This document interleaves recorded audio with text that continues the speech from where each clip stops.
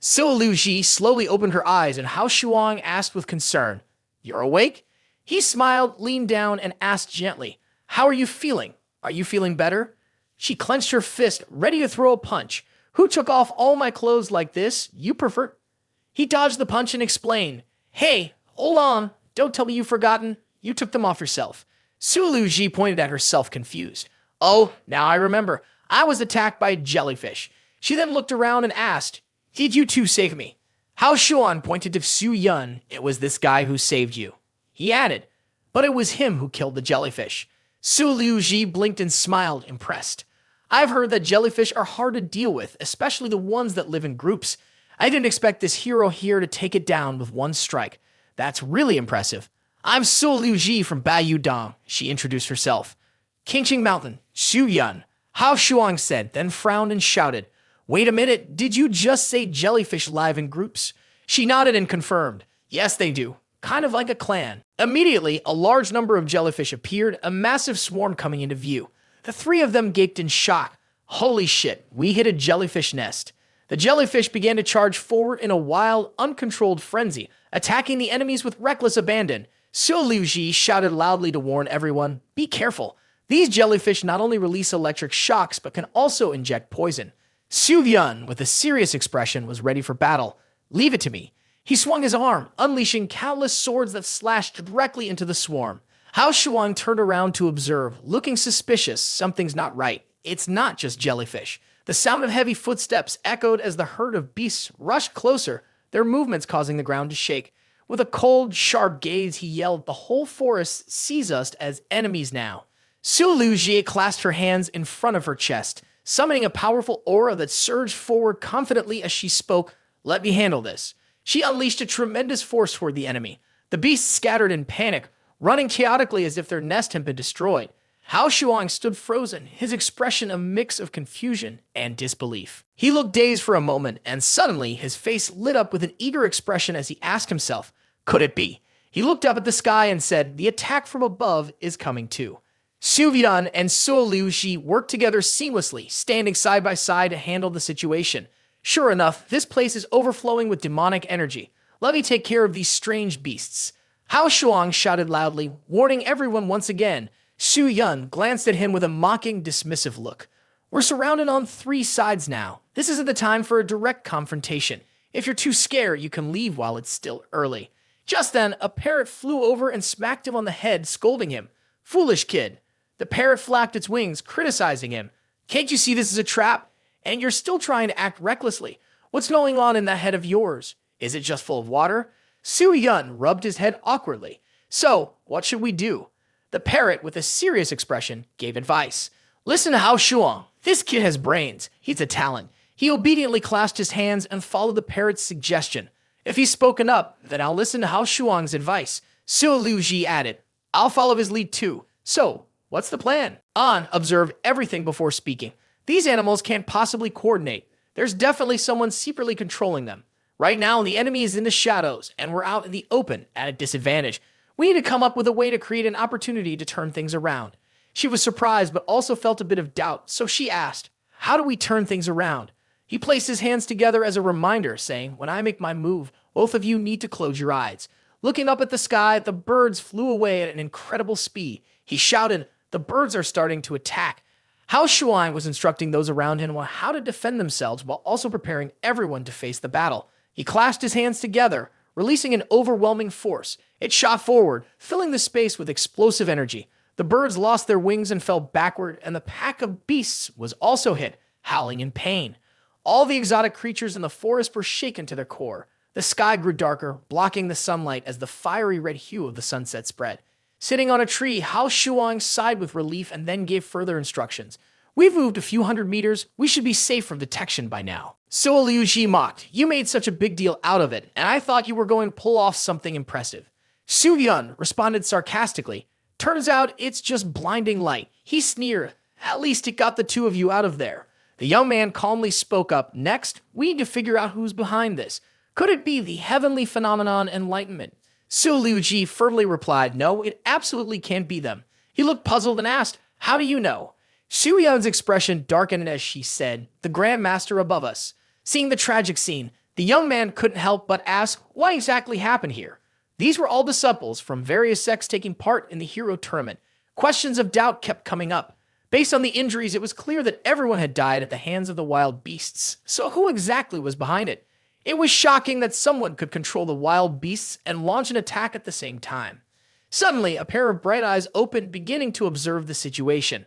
Hao Shuang unexpectedly proposed a plan. The current situation is definitely abnormal. We need to send out a message. If necessary, we should stop the hero tournament immediately. He raised his phone, scanned for a signal, and exclaimed again with worry. This isn't good.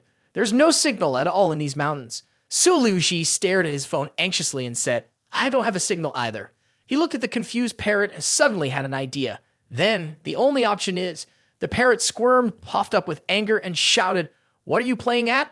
You want me to be your messenger? Kid, do you even know who I am in the world of martial arts? The young man burst out laughing and flattered the parrot. Of course I know. Your status, Master Jew, is too noble to just jump into action easily. But right now, the elite disciples of all the sects are in danger. It's the perfect opportunity for you to step in and save the day. Hearing this, the parrot imagined a glorious scene unfolding before it. At that moment, it would become the legendary hero bird, saving the world, worshipped by everyone and revered as the savior for generations to come. It quickly agreed. Shu Yun, you stay here while I go find help for you. Su Yun nodded. Got it. Hao Shuang waved goodbye happily and, with a parting word, added, Sorry to trouble you, Master Jew. The parrot flew off, filled with excitement and joy. Finally, it was going to make a name for itself.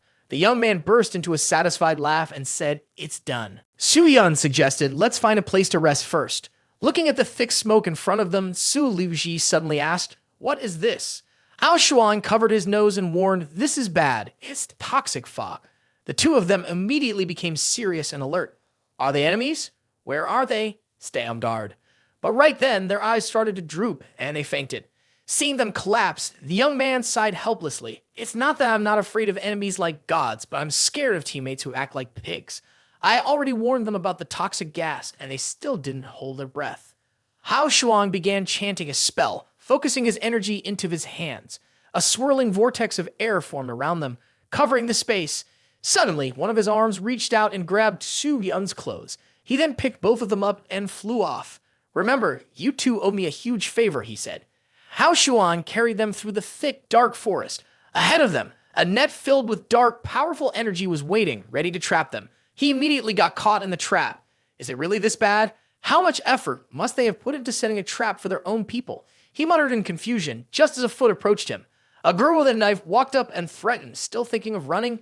This place will be your graveyard, where all the enemies who surround you will fall. Hao Shuang broke into a cold sweat and gritted his teeth, pleading, little sister, don't do anything rash. I'm just like you. We're both demons. The girl, fuming with anger, shot back, stop making excuses. I want you to pay for Lulu's life. He froze for a second, then asked, Lulu, do you know her? He shouted loudly, Lulu's a fox demon, right? I know where she is. The girl, shocked, replied, What did you say? Lulu's still alive. Hao Shuang quickly pulled out his phone and showed her a picture of them together. Then, with sudden certainty, he added, This is a photo from last week. Do you believe we're friends now? The girl took the phone and nodded, saying, That's definitely Lulu. She pointed at Su Yun and asked, What about those two? Thinking fast, he explained, They're with us. We came here together. The girl's attitude immediately softened. She touched his shoulder and said, Oh, I see now. I almost hurt the wrong people. I'm really sorry about that. He smiled warmly and said, It's okay, as long as the misunderstanding is cleared up. The girl snapped her fingers and called out, Hey, everyone come out here. Open the net and release the people. Seeing so many spiritual beasts nearby made him unable to hold back a gasp of amazement. Are there really this many? The girl leading the way began to explain, Let's go. I'll take you to meet the boss and we'll discuss whether we can send someone to bring Lulu back. Hao Shuang was curious. Who's your boss? The girl smiled warmly and began to explain. If it weren't for the boss this time, we wouldn't have been able to keep so many spiritual practitioners around. That person is generous and has a great reputation in our demon world. The spirit beast, Hong Lai Ju. Hao Shuang's face tightened and he froze for a few seconds before he finally spoke up. The celestial fierce demon beast, Hong Lai Ju. The monkeys quickly carried So Liu Ji and Shu Yun on their shoulders to bring them back. As they walked, Hao Shuang glanced at the monkeys behind them, his mind filled with thoughts. This is way too dangerous. I almost hurt my own people. That would have been a huge mistake. He clenched his fists, praying in his mind. Please, ancestors, don't wake up right now. Dudu suddenly spoke up, asking curiously, how did you guys end up here? A monkey held up a bag in front of her and reported, this is the supplies bagged from their bodies. They're all spiritual practitioners here to participate in a hero competition. Lulu's eyes widened in shock. What? She took the bag in her hands, surprised, and exclaimed, I can't believe there's spiritual practitioners here for the competition. Could it be you? Hao Shuang pouted, raising his hand in an attempt to explain. Please let me explain. It's a complicated story. Inside, he was a whirlwind of confusion and panic. There was no way out. He had no choice but to push forward. Without saying another word, she hugged him tightly, her attitude warm and understanding of Hao Shuang's situation. So you deliberately infiltrated the world of spiritual practitioners, huh? The young man still didn't quite grasp what was going on. Infiltrate? Other creatures around them chuckled and marveled, their words flowing freely. So that's it. They set this up. Even risking their lives, they went deep into the enemy's ranks and lured them here. Truly brave, truly a hero. They raised their hands high, expressing their endless admiration for him. Hero, hero. Riding the wave of the moment, Hao Shuang gladly accepted the fame. Everyone was content with that. Dudu tightly grabbed his hand and led him away. Big Brother Hong always refuses to reveal his undercover identity. Who would have thought we'd run into him here? Let's go. We need to meet Big Brother Hong. I bet he has a lot of important things to tell you. Hao Shuang's face turned pale, his expression shifting into one of distress. Actually, there's nothing much to say. His mind raced with anxiety. This time he was definitely doomed. They quickly approached a mysterious area with a strange, shimmering light ahead. Dudu turned to him and said, We're here. This is our main base. Seeing his face contort in pain, clutching his stomach, Dudu, concerned, asked, Hero, what's wrong? Hao Shuang pretended to be in agony. Oh no! The young man, without hesitation, shamelessly lied. I think I ate something bad and now I have a stomach ache. I need to use the restroom. Dudu, unaware of the plan he was secretly plotting, was solely focused on his health. Do you need to see a doctor? Panicking as if someone was chasing him, he quickly declined. No need. I'll just be a minute. Hiding among the tree branches, Hao Shuang couldn't help but praise himself. Good thing I'm smart. At least I know how to talk my way out of things. I'll run first, then figure out how to save the others later. But life isn't always like a dream. Suddenly, two overly eager bears showed up out of nowhere. Hero, there might still be some spiritual practitioners hiding in the mountains. Safety first. You shouldn't go too far. Hao Shuang's face twisted in annoyance like a monkey's behind. He was clearly irritated. You're causing trouble, he muttered. Holding their weapons, the two bears cheerfully reassured him. We're nearby, so don't worry about revenge. You're safe with us. One of the bears confidently ordered the other monkeys increase security. Not even a fly should get through. Dudu stepped forward and asked, Hero, is your stomach feeling better? Hao Shuang reluctantly replied, Yeah, it's better now. Thanks. She immediately took his hand and eagerly said, Let's go. The boss is probably waiting impatiently. On their way, the two of them chatted and got to know each other. Little sister, how should I address you? My name is Shui Dudu. Just call me Xiao Shui. Hao Shuang clenched his teeth and asked again, Shui Dudu, you say?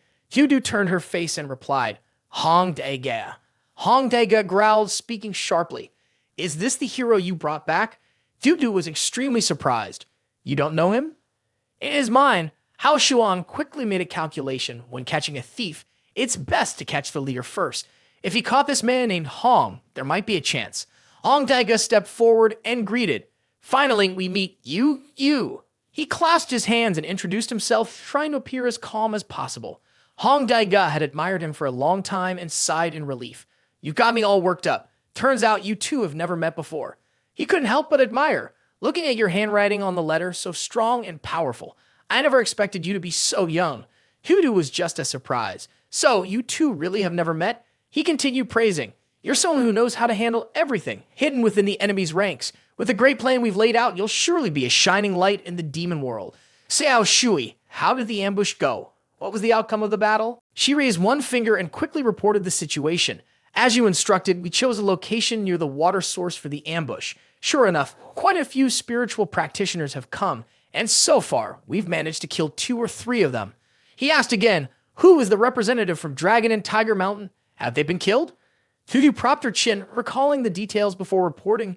We've checked everybody, but didn't find any tokens belonging to Dragon and Tiger Mountain disciples. They might have run away or hidden somewhere. At this point, Hao Shuang broke into a cold sweat. His eyes, bloodshot, burned with anger as he gritted his teeth and said, "The status of Dragon and Tiger Mountain in the spiritual practitioner world is clear to everyone. If we manage to kill any of their competitors, it will definitely strike a strong blow to their arrogant pride." She nodded and acted quickly. "Understood. I'll arrange for more people to keep searching." Hong turned to him, continuing the conversation. "By the way, Mr. Yu, now that you've shown yourself, shouldn't you confirm your identity? What's your name? Which sect do you belong to?" He quickly fabricated a new identity. "My name is Bai Shuang, a disciple of Bai Yu Dong." He raised his hand and said, "All right, Bai Young Hero, hand over the item." Hong the boss said seriously, "We clearly stated in the letter that when we meet, you're supposed to give me the item. You didn't forget, did you?" He smiled on the outside, saying, "Oh, that's what you meant." But inside, he was proudly screaming, "Who knows what item you guys agreed on?" Hao Shuang furrowed his brows, worried. He was trying to figure out how to handle this. One mistake, and he was finished. I need to find a way to get some information out of him. So he slowly asked, "Do you know how important that item is?" Elder Hong gave him a cold, sharp look and answered seriously, "Of course. With that item, you could destroy the entire spiritual practitioner world." Still confused, Hao Shuang kept stalling. "If that's the case, do you think I'd just hand it over to you that easily?" His mind was in chaos now. What kind of item could destroy the spiritual practitioner world? He was starting to lose his composure. Elder Hong grew even angrier and threatened him. "What's going on? Do you want to go back on your word? I've used myself as bait to lure spiritual practitioners into this valley. Now you want to play games with us?" He had only said a few words, but Hao Shuang was already feeling a bit scared. He lowered his voice and continued trying to think of a way out. "Wait, hold on. Can we talk this over?" However, Elder Hong's attitude was extremely determined. He gave a look that showed no mercy and clearly declared, "There's nothing more to discuss. I'll count to 3. Either you hand over the item or you die." He began speaking in a cold tone. 1, 2. Luckily, at that moment, there was a loud noise from the other side. "Catch him." Elder Hong shouted angrily, cursing. "What's all this noise about?" Dudu, feeling confused, pointed toward the cave and explained the situation. The man who came with Bai has woken up. Without saying a word, he started attacking viciously. We couldn't stop him. On the surface, Hao Shuang pretended to be polite, still acting, tightening his fist to show his anger, speaking nonsense, only making more trouble, and thinking, "Let me deal with this." But deep inside, he was overjoyed. "My love, you woke up at the perfect moment." At the cave, Su Yun raised his sword, warning everyone with a frustrated attitude, "Stay back." Hao Shuang once again played the role of being panic-stricken, rushing over to stop him. "Su Yun, calm down. These are our people." Hearing such nonsense, Su Yun clenched his teeth, bewildered. "Our people? Are you sure?" Hao Shuang tightly grabbed his hand that was holding the sword and answered firmly, "Yes, they're all on our side. Don't do anything stupid." Su Yun, still in doubt about everything, stammered, I. Elder Han observed all their activities from a distance, never taking his eyes off them. A beast approached him and whispered, "I've investigated thoroughly. These 3 are human." Su Yun tried to clarify the situation and turned to express his concerns. "What exactly is going on here?" Hao Shuang whispered in his ear, giving instructions, "If you don't want to die, play along with me and pretend." After clearing up Su Yun's questions, Hao Shuang smiled as if nothing had happened. "I just woke up. My head's a bit foggy. I almost hurt one of my own. I hope Elder Hong can let it go." Su Yun quickly got into character, and Hao Shuang cheerfully apologized. "Elder Hong, please don't hold it against me." Elder Hong showed no signs of anger and responded warmly, "It's fine, it's no big deal." Suddenly, Hao Shuang remembered something and turned to ask, "I almost forgot about Jai Ji. She's still unconscious, isn't she?" Su Yun, his face was cold and sharp, filled with killing intent as he asked, "Do you want to end me once and for all?" Hao Shuang continued to play the part of the innocent, wide-eyed deer, suggesting a misunderstanding. "There must be some sort of misunderstanding. Why don't we step outside and talk about this?" Of course, Elder Hong could never agree. He angrily shouted, "Once you're in here, there's no way out." He then summoned many powerful spiritual beasts from the forest, their terrifying strength filling the air. "Seize him," he ordered. Before Elder Hong could make a move, a loud noise came from outside, shaking the very space around them. It was so powerful that even he couldn't help but glance over in curiosity. His fury built on top of his frustration, and he cursed loudly. "What's going on now?" Through the thick smoke, a wounded spiritual beast staggered in, reporting in distress, "This is bad. The entrance is surrounded by spiritual practitioners." Then, an explosion rang out, shattering the surrounding rocks and earth. The leader of the attackers appeared full of arrogance and commanded everyone, "Don't hold back, fellow cultivators. Destroy the lair of these vile creatures." "Yes," came the reply. Like destructive whirlwinds, they unleashed their power, causing the very ground of the cave to tremble more violently than ever before. The person in the cave was crushed by the falling rocks, some were desperately trying to escape, and the whole place was filled with chaos and frantic screams. "Help! Someone, please help!" Hong, the leader inside, looked out, unable to believe the terrifying force of the attack. He kept denying it to himself. How could this be? There's clearly no top-tier expert here. Why is this happening? A large rock fell near him, making Hao Shuang panic and shout, "Boss, watch out!" He quickly helped Hong out of the danger caused by the massive rock. Once they were in a temporarily safe spot, Hao Shuang grabbed Hong's collar and demanded answers. "Where's the girl you brought back? Where is she?" Despite being rescued, Hong was still stubborn and refused to cooperate. "You damn humans. Even if I die, I won't forgive you." Frustrated with the old man's stubbornness, Hao Shuang decided to take matters into his own hands and lifted his shirt. "Look closely, I'm sticking something on here." Hong's eyes widened in shock, his focus completely on Hao Shuang. He was confused and in disbelief. "A breath-hiding talisman? Why are you putting something like this on?" Su Yun looked at them talking, doubt rising in his heart. Who exactly was he? Hao Shuang clenched his fists and with a cold, icy expression snapped, "Stop talking. Right now, I'm the only one who can save you. Take me to him now." Once Hong Deji learned of his identity, his attitude changed immediately. He agreed to show the way without hesitation. "The cave only has one exit. How could you get out? But since you're from the same clan, I have no reason not to help you." Elder Hong led the way, and Hao Shuang quickly shouted, "Su Yun, stay alert." Furious after learning the whole truth, Su Yun snapped, "Don't call me Su Yun." On the other side, Du was helping Suo Liu Ji, trying to reassure her, "Don't be afraid, I'll definitely get you out." Suo Liu Ji, gasping and struggling to breathe, started pleading, "Give me water." Du responded, "I'll find some once we're out." Looking at the massive boulders in front of them, Du grew anxious. This isn't good. The exit is completely blocked. Suddenly, beams of brilliant light surged with overwhelming power, slicing straight toward the giant rock. Su Yun swung her sword, creating a swirl of spiritual energy that suppressed the space around her, causing the large stone to slowly crack open. Hao Shuang, excited and a bit happy, shouted, "Found it." Elder Hong quickly called out a name, searching, "Sao Shui." Hao Shuang rushed forward and asked about her health. "How are you? Can you move?" So Liu Ji, breathing heavily and still weak, struggled to answer. "What exactly is going on right now?" He gently took her hand and replied, "We'll talk outside." Elder Hong furrowed his brow, concerned. "You found the person you were looking for, but now what? How do we get out?" Over here, Su Yun is struggling against the pressure of the stone, frowning and getting frustrated. "How are we supposed to get out? We're buried in the deepest part right now, and even a spiritual practitioner with earth element abilities wouldn't be able to move even a fraction of this mountain to save us." Hao Shuang spoke up, "All right, you help her up. You'll probably need to help me later too." Du looked at him suspiciously, her face showing clear curiosity. "What do you want to do?" Hao Shuang used his spiritual energy to perform the earth magic technique, triggering a massive surge of fire that blazed fiercely, creating an intense heat. Su Yun, standing nearby with a sword in hand, sneered and said, "The earth magic technique is just a basic method for injecting energy to explore the terrain. What's the point of using it here?" Hao Shuang's eyes suddenly lit up, filled with fierce determination. He roared, lighting magic. Elder Hong stood frozen, his face showing disbelief at what he had just witnessed. "What? 2 attributes?" he muttered in shock. The heat from Hao Shuang's lightning magic created a whirlwind of flames, shattering rocks and dirt. Above them, a gap opened, offering a way out. Du cheered, "We did it." Hao Shuang coughed up blood, clearly exhausted, but shouted urgently, "Move quickly." Su Yun, filled with concern, rushed to support him. Their footsteps quickened as they sprinted away from the danger, carrying Hao Shuang on his back.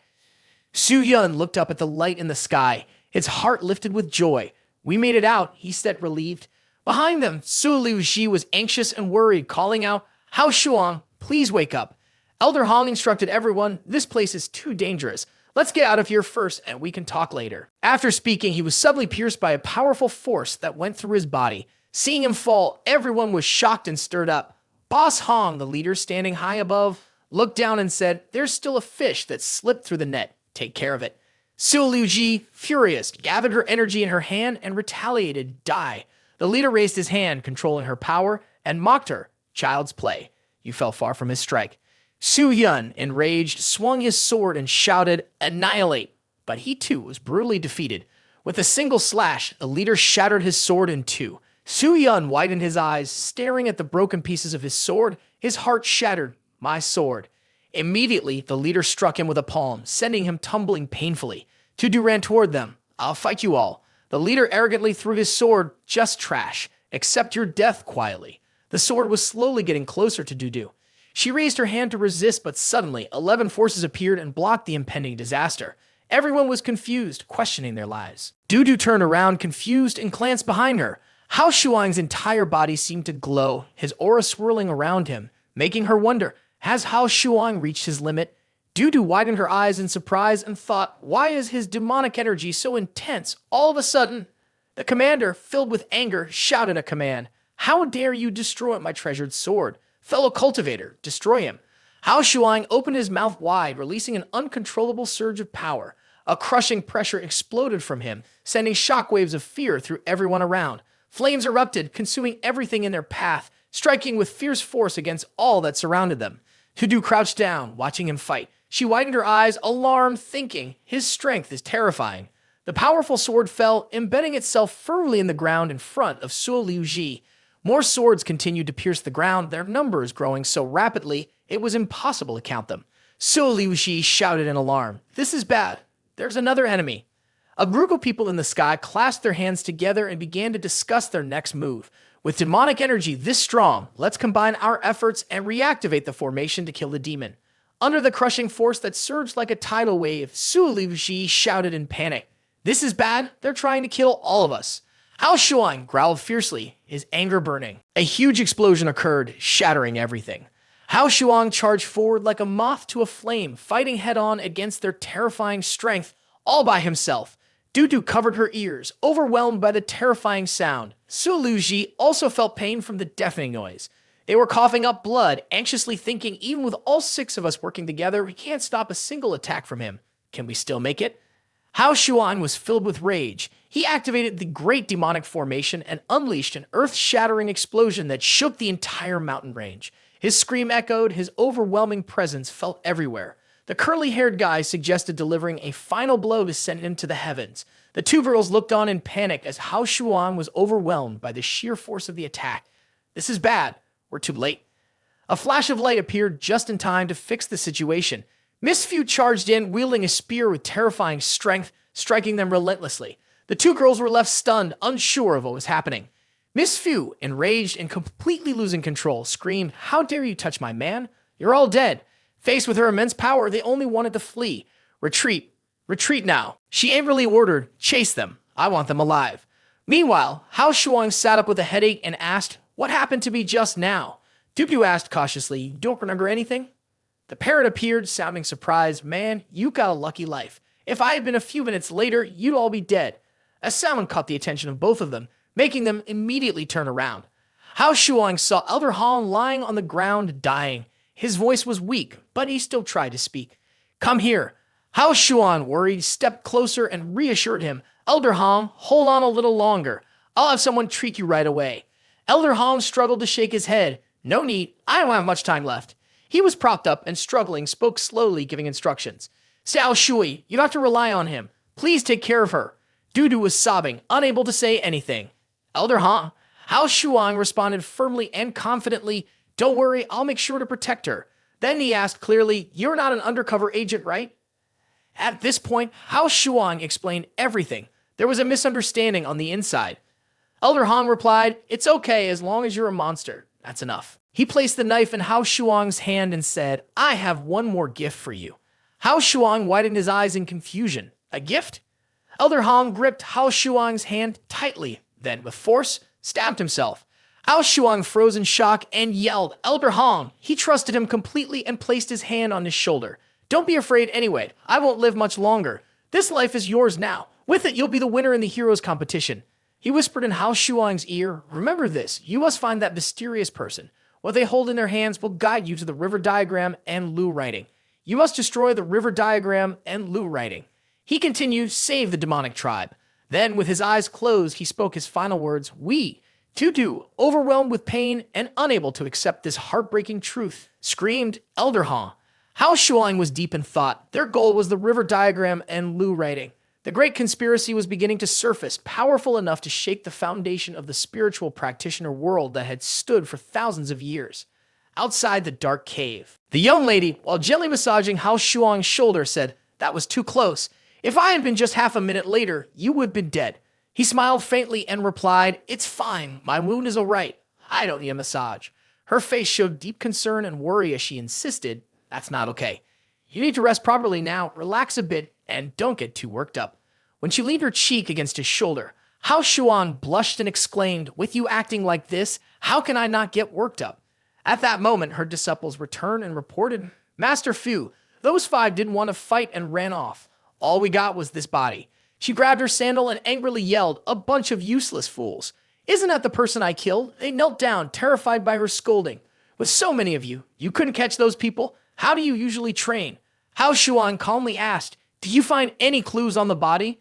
One of them, with tears running down his face, answered, "It's from the Heavenly Phenomenon Enlightenment sect, but we're not sure if they belong to the 3 mountains, 9 prefectures, or 21 caves." He continued, "The body was cleaned up very thoroughly. There's not a single clue left." Hao Shuang rested his chin on his hand, deep in thought. Sure enough, this is the second time they've ambushed me after entering the mountains. Fu looked at the corpses with a worried expression, then asked, "Why would Heavenly Phenomenon Enlightenment target you?" Meanwhile, Su Luji leaned against a tree, fuming, his thoughts heavy. It's Heavenly Phenomenon Enlightenment again. This organization is just too much. They said Master joined them, but I don't know if that's true or not. Su Yun gritted his teeth, slowly regaining his senses. I'm still alive." He recounted the situation, explaining that he was lucky and Uncle Ju had managed to bring reinforcements in time. Su Yun stared ahead, eyes wide. "That's not." Tears streamed down his face as he felt deeply moved. "Sister Fu, I can't believe she came to save me. Am I dreaming?" When he saw Miss Fu so close to Hao Shuang, it gripped him. My goddess. Hao Shuang frowned, eyeing Fu with caution. "What are you doing?" "There are people watching." Fu showed no shame and said plainly, "I traveled all this way to save you. Don't I deserve a hug?" Su Yun snapped, his voice filled with anger. "That guy Hao." His whole body trembled. Though he could barely move, his burning jealousy and rage gave him the strength to stand. A duel for honor between men. Hao Shuang grinned mockingly. "Which of your nerves? Short-circuited?" Miss Fu, clearly irritated, snapped back. "Su Yun, what do you think you're doing?" Su Yun shouted loudly, "Sister, he's deceived you. Hao Shuang is a monster. I saw with my own eyes they used a spell to hide his aura." The other disciples looked confused. A monster? Even Su Liuxi was shocked by this revelation. What? But only Miss Fu, blinded by love, refused to believe it. So what if he is? Has he been put on the wanted list? Su Yun immediately drew his sword. "Sister, he's completely bewitched you. I absolutely won't allow you to be with this monster. Today I will take matters into my own hands and punish him on behalf of heaven." Miss Fu clenched her fist and without hesitation struck him in the face. "Punish him on behalf of heaven? Since when do you get to act so arrogantly?" The continuous beating left him sobbing. Sister, please stop hitting me."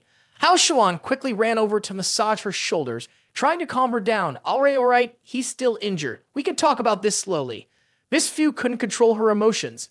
"This kid raised in the big cage dares to lecture me." Su Yun, lying on the ground in a pitiful state, groaned, "You guys are bullying me too much." Hao Shuang grew quiet, expressing his thoughts. "I really am a monster. I can't hide it anymore. It's better to draw a clear line between us. That would be better for you." She shouted loudly, her voice filled with a strong threat. "Who said you're a monster? Who heard that you're a monster? Did anyone hear that?" All the disciples forced a smile, trying to look cheerful and clueless like a knave deer.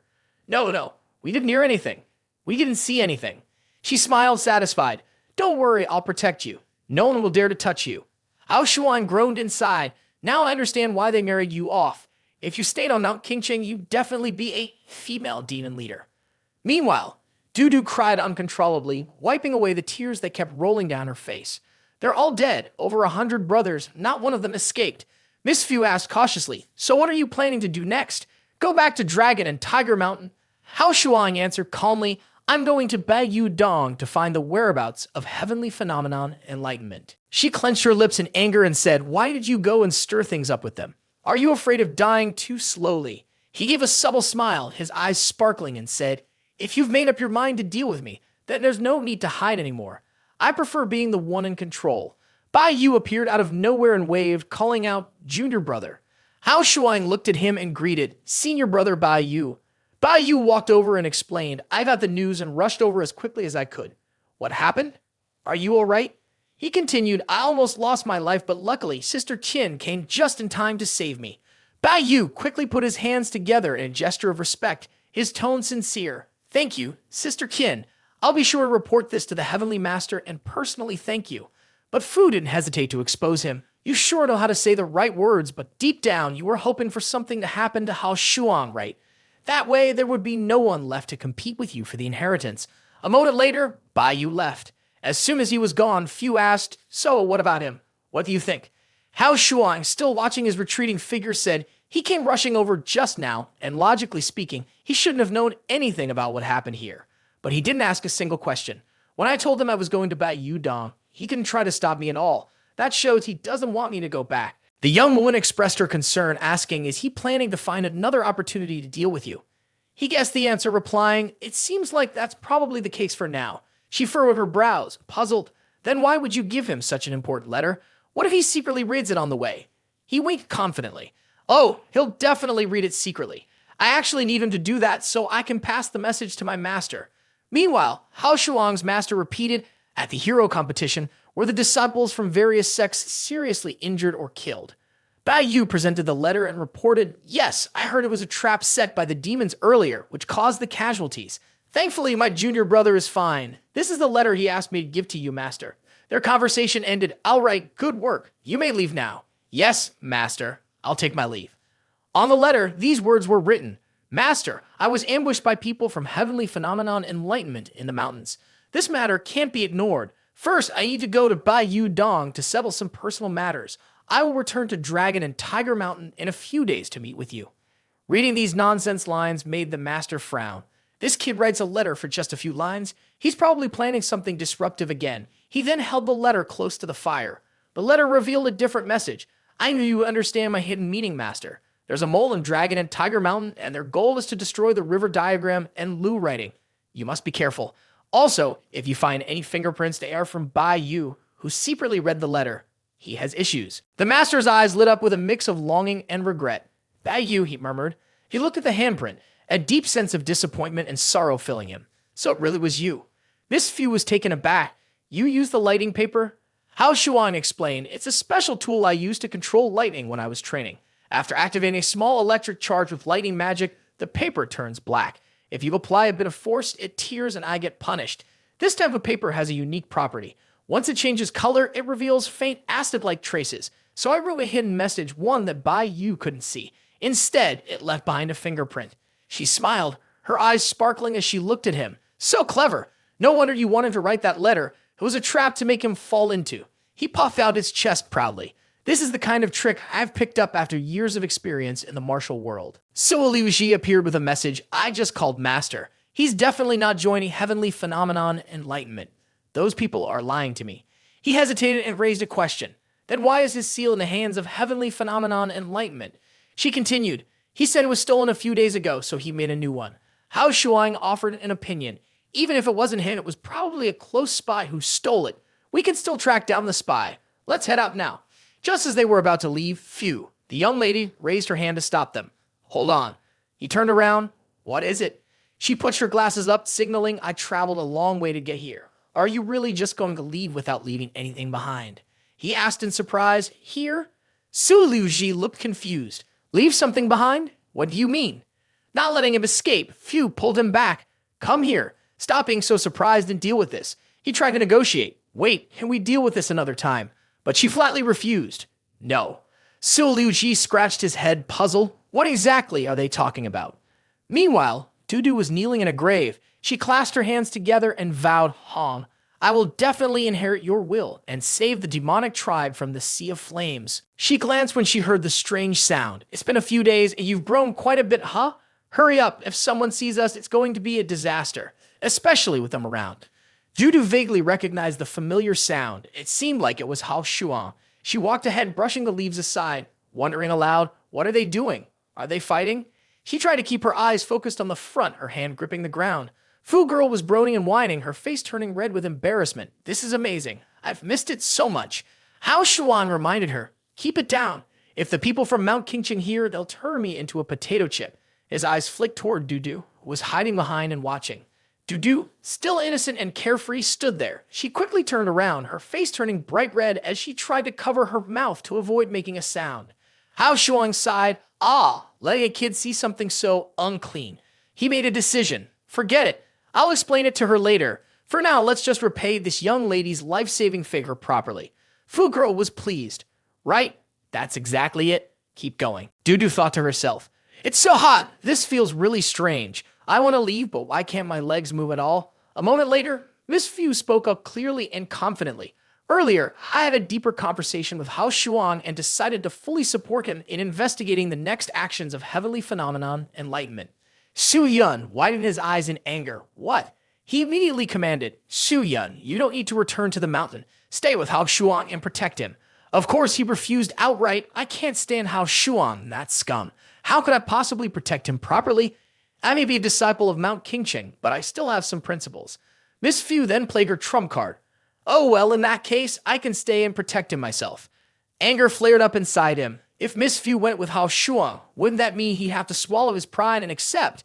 With a sigh, he grudgingly agreed. You don't need to trouble yourself, sister. I'll escort Hao Shuang. That's fine, right? Hao Shuang turned around and said, Sao Shui, come with me. The girl blushed and stammered, I see, big brother. Hao Shuang pouted and sighed, and now you can't even look me in the eye.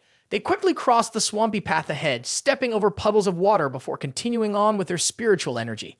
So Liuji's expression turned serious as he announced, we're here. This is Bai Yu Dong, Dai Cheng. As they walked, they wondered aloud, why didn't we just use water to take us directly to the Bai Yu Dong entrance? Su Liuji answered, Master has a restriction that prevents the use of magic within 3 miles of Bai Yu Dong's headquarters, so we can only walk. Suddenly, a masked figure appeared.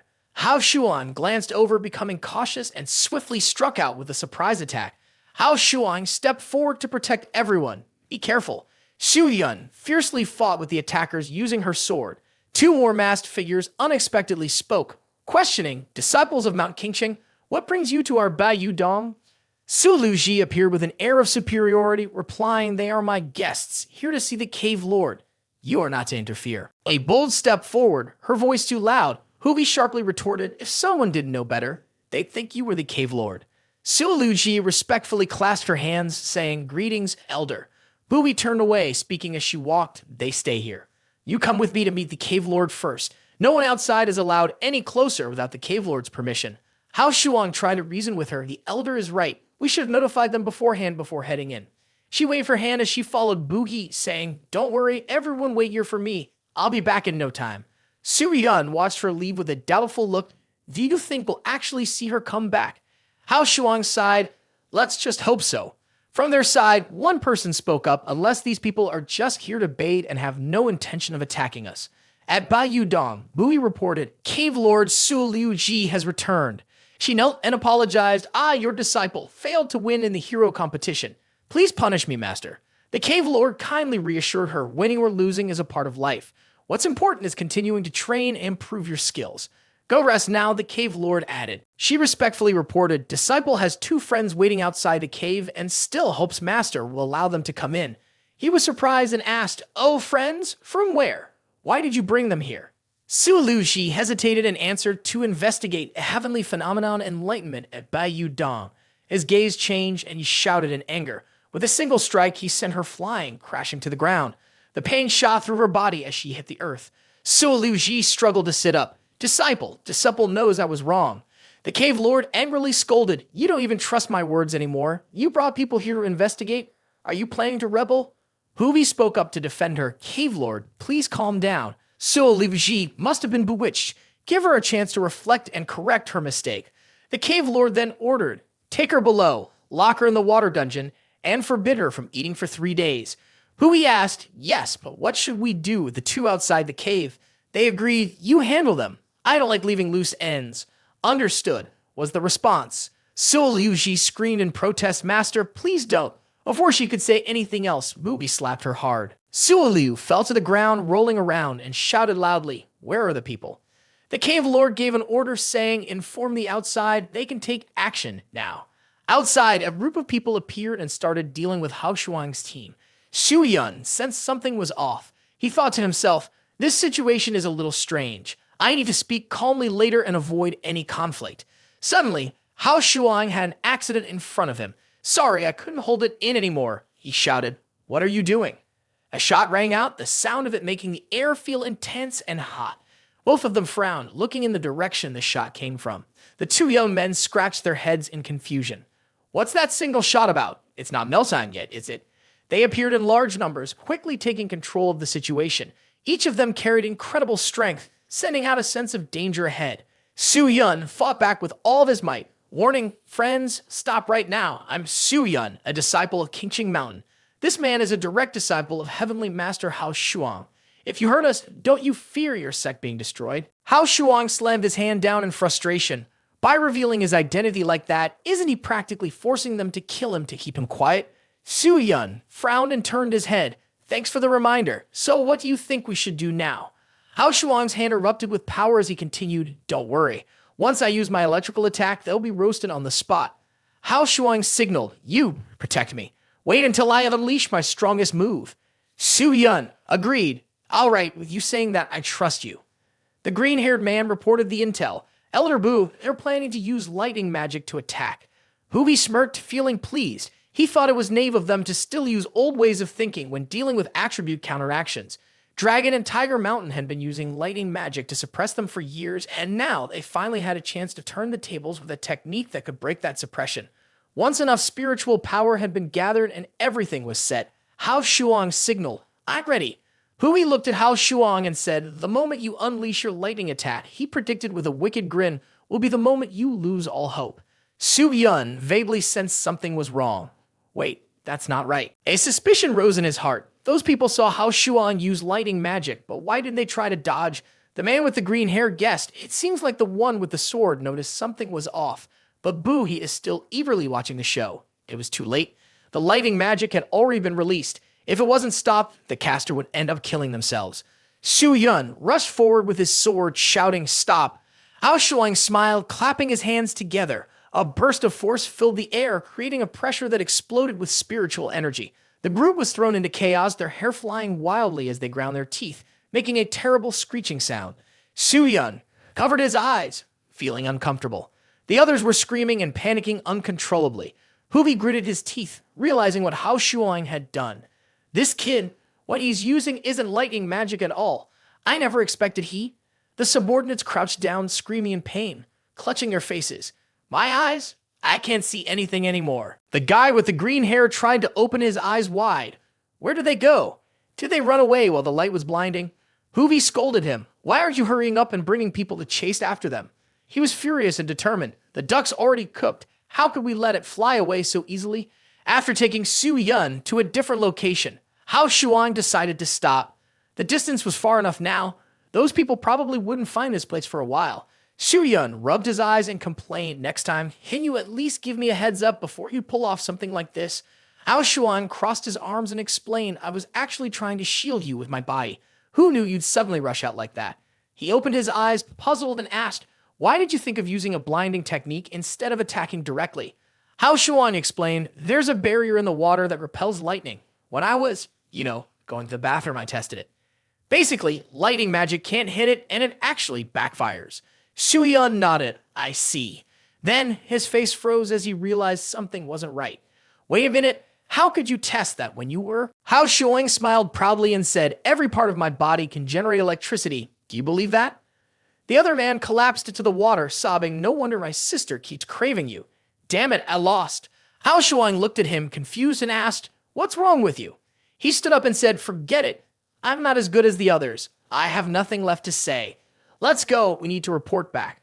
Hao Shuang refused. "I came here to investigate heavenly phenomenon enlightenment. I'm not leaving until I get to the bottom of it." "Are you crazy?" Su Yun yelled loudly. "Are you still planning to barge into Bai Yudong?" Hao Shuang turned his face and firmly told him, "That's none of your business. If you're scared, then just go back." The blow caused Xu Yun to yell again.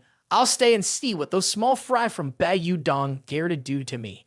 Seeing Hao Shuang clasp his hands seriously, Su Yun asked curiously, "What are you doing?" Hao Shuang replied, "I'm looking for a partner." He activated the 8 Trigger M soul guiding technique and calmly explained, "Before entering the hero tournament, I left the Linglong Mountain Tower at Dragon and Tiger Mountain. Now it seems that if I want to infiltrate Bai Yu Dong, I'll have to make use of it." Su Yun looked ahead, her mouth agape in astonishment. The Linglong Tower holds countless treasures. Isn't that the sacred artifact of the Heavenly Master? Yet Hao Shuang can summon and use it with such ease. That alone shows how much trust the Heavenly Master places in him and me. All this time, Master hasn't even truly looked my way. The young man's heart clenched briefly. Unwilling, I've fallen behind again. Xiao Ye, come out. Xiao Ye appeared with a cheerful expression. You finally came for me. It's been so stuffy being locked inside the tower for so long. They conversed. How is Dragon and Tiger Mountain? Anything unusual? With the Heavenly Master guarding it, no one dares to stir trouble. Everything's stable. So tell me, what artifact do you need this time? He shook his head. No artifact. I need the 2 people imprisoned inside the tower. Inside the tower, the 2 prisoners furrowed their brows and declared firmly, "You want us to help you get into Bai Yu Dong? That's absurd. Even if we die, we will never betray our sect." Hao Shuang scratched his head, muttering, "Stubborn, aren't they? This won't be easy." The 2 captives looked at each other, then reaffirmed loudly, "Our loyalty to the sect is unwavering. Let heaven and earth bear witness." Hao Shuang laughed and threatened playfully, "If that's the case, what's the point of keeping both of you alive? I might as well sell you to the Tang men to feed their insects. They love to feast on cultivators like you." The man with glasses shook his head and said, "Wait, I can help you. I know of a hidden water passage." The younger disciple, fuming with anger, asked, "Senior brother, how could you betray the sect like this?" Hao Shuang smiled, clearly satisfied with himself. "That's right. A wise person knows when to be flexible. Don't worry, I won't do anything to harm Bai Yu Dong. Where is this water passage?" The man with glasses answered, "There's a river behind the mountain, and beside it, a small unnamed stream flows. While the stream doesn't lead into Bai Yu Dong, there is an underground passage under the water." The younger disciple smiled to himself, feeling excited. "Great. Senior brother plans to use that monster to kill him. That's a brilliant idea." On the back side of the mountain, Hao Shuang waited impatiently, eagerly asking, "Is it back yet?" The man with glasses replied, "Don't rush. We need to check everything carefully to make sure it's safe." Then a joyful shout suddenly rang out, "It's back." Hao Shuang immediately stepped forward and began to ask for details. "How is it, Xiao Shuai?" Dudu reported, "I've dived down to check. There really is an underground stream. It seems to connect to the deepest part of Bai Yu Dong." The 2 men regained their confidence and responded earnestly, "Everything we've said is the truth. We would never lie to you." Hao Shuang suddenly spoke up, offering a reminder, "All right, you should still transform into an animal form and hide by the side." He then turned to Su Yun and instructed, "Keep a close eye on them while we're on the way. If anything feels off, just take them down right away." Su Yun glared at the 2 men, his killing intent clearly visible. "Did you hear that? If you try anything funny, I'll end you with one strike." The 2 men broke into a cold sweat, terrified. They immediately assured him, we won't. We're being completely honest." With that, Hao Shuang swam ahead and they followed closely behind. Su Yun held his breath and slowly sank into the water, swimming after them. The 2 men, bound tightly, had no choice but to follow the person in front. Up ahead, something strange and unsettling appeared, drawing their attention. A dormant monster waiting ahead. Hao Shuang waved his hand in a signal, but remained silent, his lips not moving. Withdraw quickly. The group of people behind slowly observed the scene in front of them. The demoness in the front released a terrifying wave of power as she prepared to attack. Suddenly, her eyes blazed bright, like car headlights. She unleashed a powerful surge of energy that exploded outward. The force of the blast knocked them off their feet, sending them tumbling backward. Su Yun covered his ears with his hands. "Damn it, we've fallen into their trap," he muttered, his mouth open in worry. "The pressure is too much. My bones feel like they're about to break." He noticed that Hao Shuang was still standing motionless, and it left him confused. Why isn't Hao Shuang reacting? Has he passed out? 2 people behind them were slowly trying to escape. Su Yun gritted his teeth, frustrated. "This is bad. Those 2 are getting away." He clenched his jaw, grinding his teeth in anger. "I told you we couldn't trust those 2. Now it's too late to regret it." He raised his hand, thinking for a moment. Finally, he realized, "It's up to me to save you." His eyes widened in shock. The 2 others were struggling to swim away. probably planning to report back to their master. It's still his senior brother with the good ideas. This time, they're definitely doomed. The man held his breath, struggling to stay underwater, when suddenly they all jerked back in alarm. Hao Shuang appeared with a smile right in front of them. On the other side, Su Yun was exhausted as he lifted his head out of the water. Hao Shuang propped himself up and sighed. Wow, that was fast. He angrily shouted, Hao Shuang, damn it, you used a clone and still had the nerve to call me stupid for following you into this danger. Hao Shuang grinned and explained, calm down, it's fine. That's why I left you in charge of leading those two. Even if something dangerous happens, if it's next to you, the problem won't be too serious, Su Yun said, expressing his frustration. What should we do now? The female demon down there is a huge problem. If I get hit again, I'm definitely done for. Hao Shuang's fingers touched each other, releasing spiritual energy, and he denied it. No. With a burst of power, he snapped. Using a clone should work. Hao Shuang channeled energy into the clone below the water. He dove deeper, searching and scanning the surroundings. Hao Shuang tried to strike the demoness with all his strength. The demoness glared at him furiously, then unleashed a terrifying, deafening sound. Hao Shuang was attacked, blood spilling out. Su Yun, worried, asked, How is it? Can you handle it? Hao Shuang responded, The thunder clone I left underwater has been suppressed. It's not causing any damage, but the sonic waves from the siren are being transferred to my body. It's pretty troublesome. Hao Shuang glanced at the two people behind him. I'll need your help. Hope you don't mind lending a hand. The two looked pale, trembling, and said, The Siren Queen, placed there by our master to guard the area, is meant to be unbeatable. We really don't know how to deal with her. Su Yun gripped his collar, shouting in frustration, You two keep lying. You won't tell the truth unless we make you bleed, huh? They helplessly begged, Please spare us. We really don't know anything. Hao Shuang lightly patted his shoulder to calm him down. It's okay.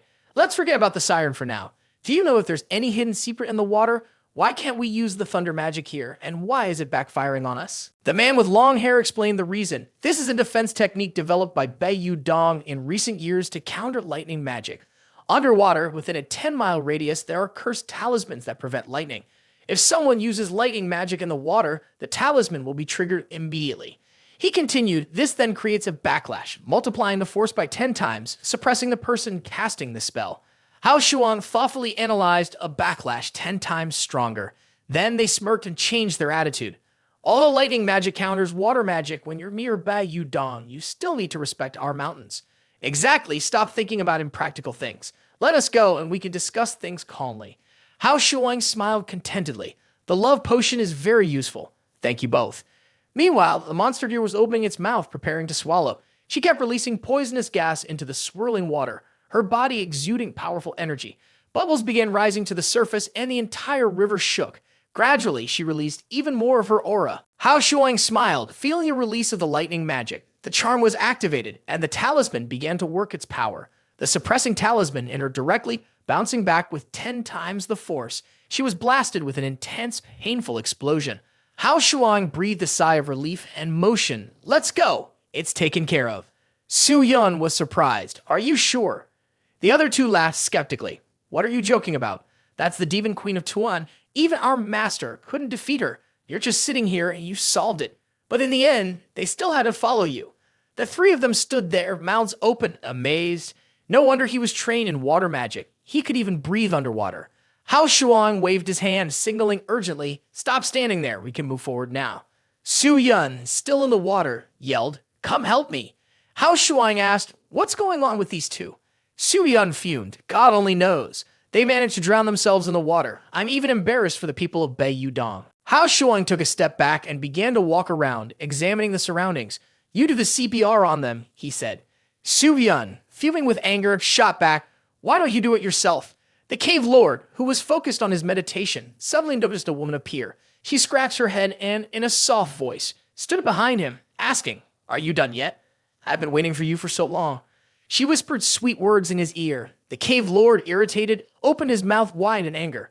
Hao Shuang walked down the cave entrance. Suddenly, a loud scream caught his attention. He turned his gaze towards the sound coming from deep inside the cave. A woman's voice said, The sect leader is amazing, absolutely incredible. Xiao Yu was overjoyed, her face filled with pleasure. The old man beneath her spat out a mouthful of blood and immediately collapsed, leaving only a piece of cloth covering his body. She sat on him, sneering. She contemptuously mocked, You useless old man. A man approached and asked, "How's the progress on the collection?" She didn't know when exactly she'd put on proper clothes again, set a seductive expression on her face, and said, "I see you've gained a bit more strength." Before, he could still take those stamina-boosting pills, but now he's done for. "This time, you'll have to give me all the energy you've built up over the last few days." He was hiding behind a rock, observing everything, and it seemed like Hong Xiang had drained dry and was about to die. One more time, he'd burn out like a lamp running out of oil, dying from a lack of vitality. The masked man, looking tense, gave orders. Someone, help the master down to rest. Give him more ginseng soup to replenish his strength. The people behind him quickly followed the orders. Seeing this, she approached and leaned in close to the man with the somewhat sly face, sweetly saying, "That old man is already starting to break down after just a few tries. You still haven't seen anything yet. I can be gentle and seduce him a bit more. How about I help you relax?" He bluntly refused. "No need. Wait until you've drained all of his energy. Then I'll take care of the rest." Without hesitation, he shoved her away. "Until then, hold back. If I find out you're sneaking around and messing up my plans, I won't let you off easy." She was annoyed watching them act like they were pretending to be someone they weren't. Suddenly, a sharp blow struck the back of her neck, and before she could react, she collapsed into Hao Shuang's arms. Slowly, she opened her eyes, and his voice made her realize she was tightly bound to a rock. "You're awake." She looked at the two people in front of her, surprised. "Who are you?" She glanced at him, a disciple of Bai Yu Dong, and he leaned forward, face to face, speaking. "Take it easy. Answer my question first." His tone turned serious. "Who are you? What's your purpose in getting close to Hong Xiang?" She wasn't backing down either, furrowing her brows and responding sharply. "Got it. You're not disciples of Bai Yu Dong. No one in Bai Yu Dong would dare ask like that." The two people tied up beside her immediately responded, protesting. "Devil woman, you infiltrated Bai Yu Dong, so what exactly do you want? What have you done to our master?" She calmly crossed her legs and replied, "You people really know how to insult others. I was invited by Elder Bu from your sect, so how can you say I infiltrated it?" Hao Shuang smirked, mocking her. "That guy Bu wants you to use some secret technique to drain Hong Xiang completely. Then once he's indulged and dies, Bu would take over as the sect leader. Plus, he could use a dual cultivation method to steal Hong Xiang's cultivation from you, right?" She still boldly ignored him, laughing sarcastically as she said, "Let's just leave it at that. I'm only doing this job for the money. If there's any injustice, it has a cause. If there's a debt, it has a creditor.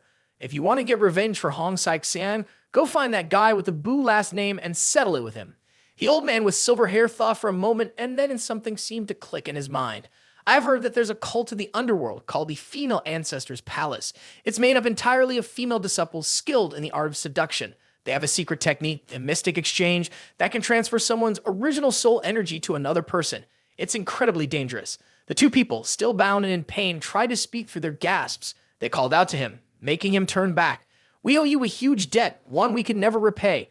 Please take our master instead of us." Hao Shuang stepped forward and helped the two of them up, speaking gently. "If we came here, we won't just stand by and watch." He patted his chest confidently and said, "Don't worry, with me around, Bai Yu Dong is protected." The two of them were thrilled, showering each other with praise. "The hero is truly righteous. My brother and I will only follow the hero's orders from now on. We'll jump into boiling water or a sea of fire without hesitation." The silver-haired man sighed in frustration and criticized them. "Now I understand why you insisted on interrogating in front of these two. You were trying to win them over."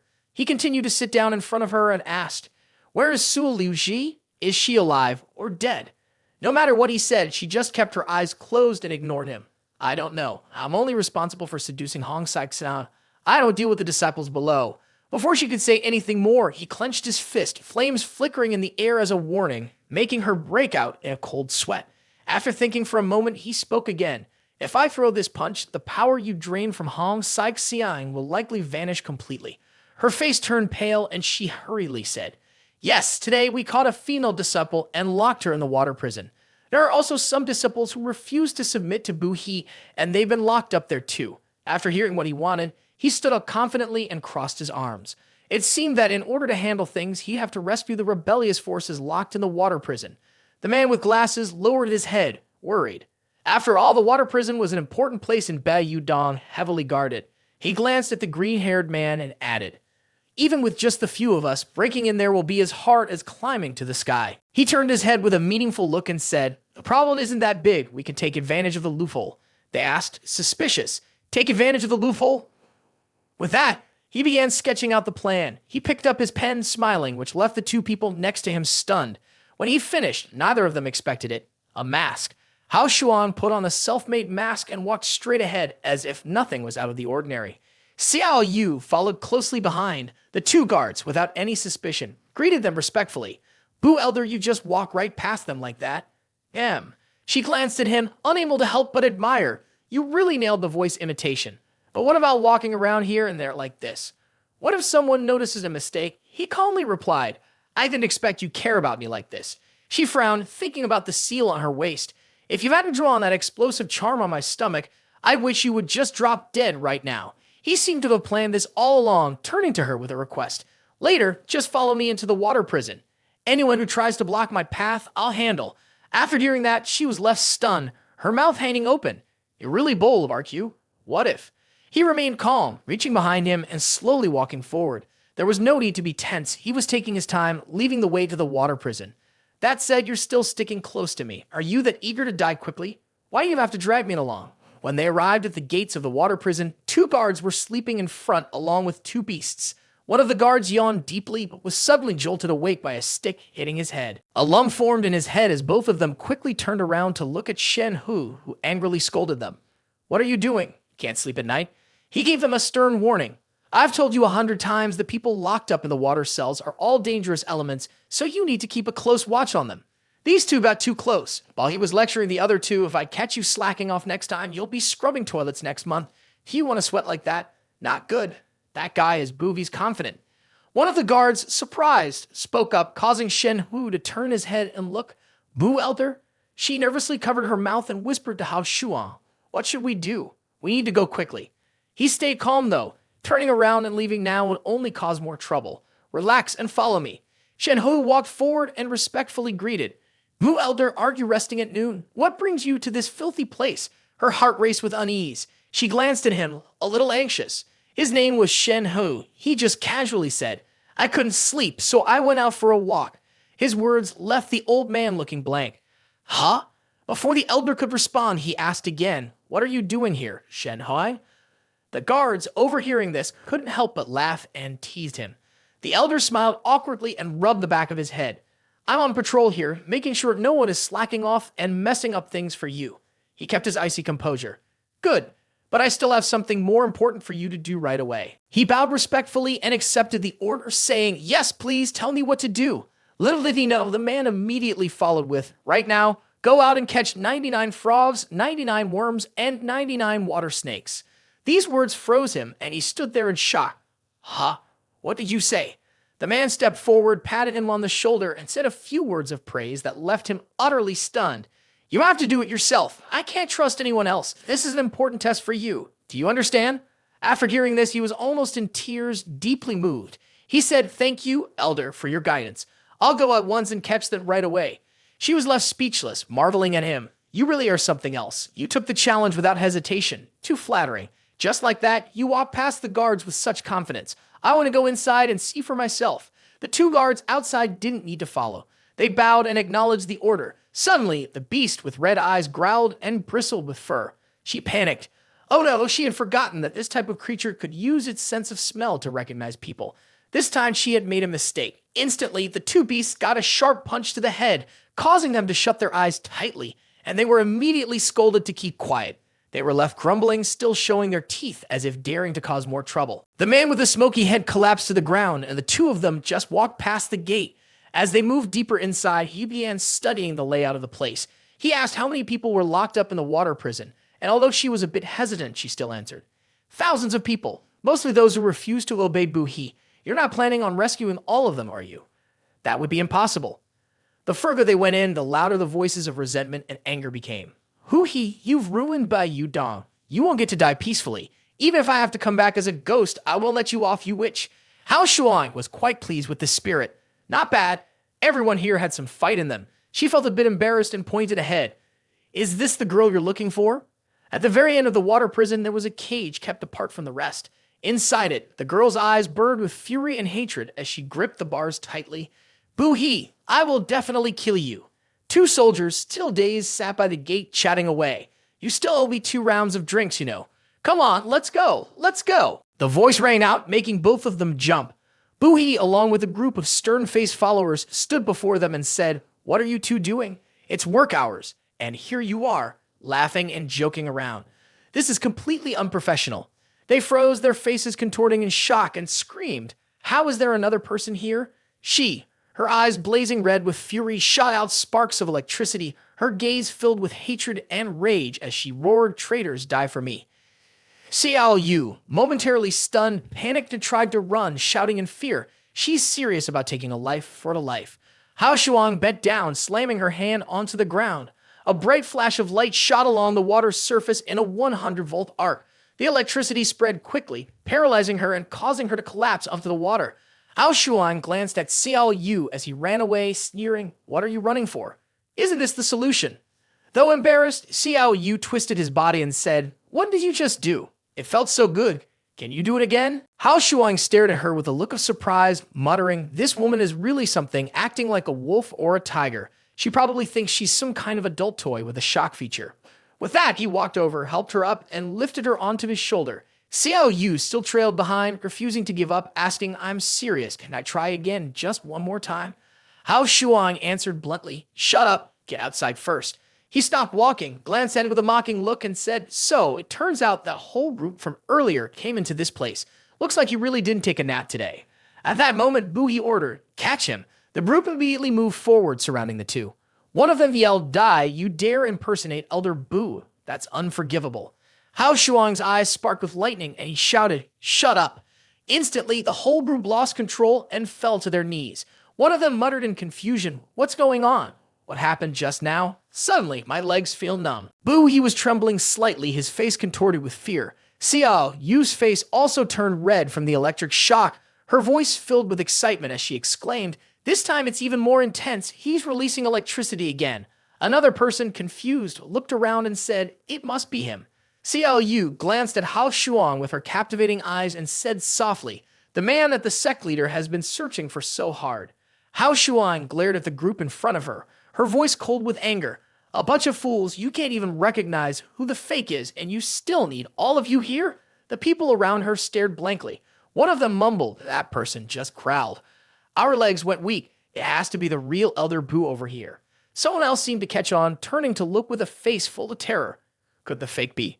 Puhi, trying to maintain his composure, spoke in a chilling tone, "It's just a childish trick, using electricity in the water. Do you really think you can fool me? Don't forget you're in the water now. Taking your life is as easy as flipping my hand." Hao Shuang's eyes widened as she replied confidently, "Then go ahead, try it. Let's see how you plan to take my life with water." The words made the imposter freeze in fear, stepping back slowly. Hao Shuang raised his hand, making a small motion, and a large mass of water began to gather in his palm. No way, no way. The water beneath his feet gradually formed into a giant water sphere. The imposter, who had claimed to be the elder, was now panicked, stepping back while muttering, "You don't even know a bit of water magic." Angrily, he gritted his teeth and hissed, "Just wait, I'll get you for this." He then kicked his subordinate next to him and barked, "What are you standing around for? Go capture them." Though the subordinate was doubtful, he didn't dare question the order and immediately obeyed. The group charged forward, their eyes full of murderous intent. Hao Shuang simply shouted, "Don't move." His words seemed to freeze them in place, as if some invisible force had glued them to the ground, unable to move an inch. Seeing the dire situation, the imposter quickly pulled a small blade from his sleeve. Filled with bloodlust, he lunged forward, slashing straight for the necks of his subordinates.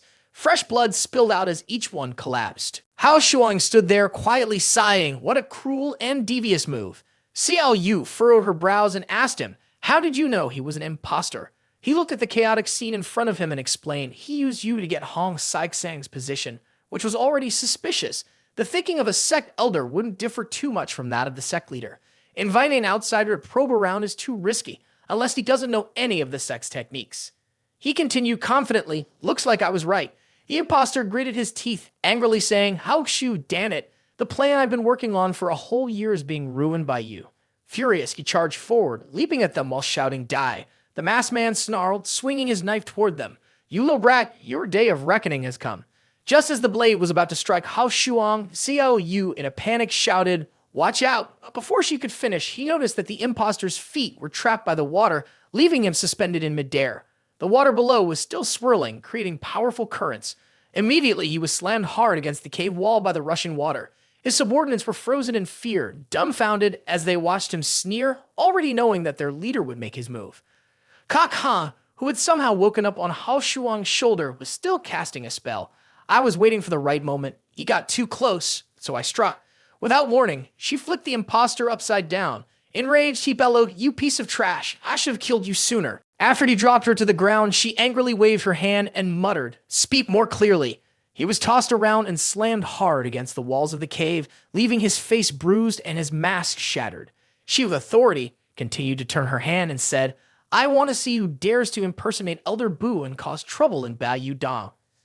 Suddenly, a burst of light shot from his direction and hit the ground, leaving her stunned.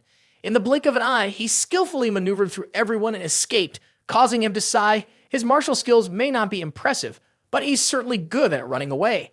It turned out that he had amputated one of his legs, and Qin Liu Ji couldn't help but acknowledge, this person is ruthless and decisive. He made the decision to cut off his own leg in the blink of an eye. Further inside Bayou Dong, Shen Hui was still searching desperately, as Hao Shuang had said. He was exhausted, wiping the sweat off his forehead. Suddenly, a stone flew straight at his head, and in anger, he crushed it. "Who wants to die?" he shouted. It turned out to be the imposter Bu He, limping along with blood still dripping from his other leg. Calmly, he said, "What is it that frightens you?" Shen Hui stepped forward to support him. "Elder Bu, what happened to you?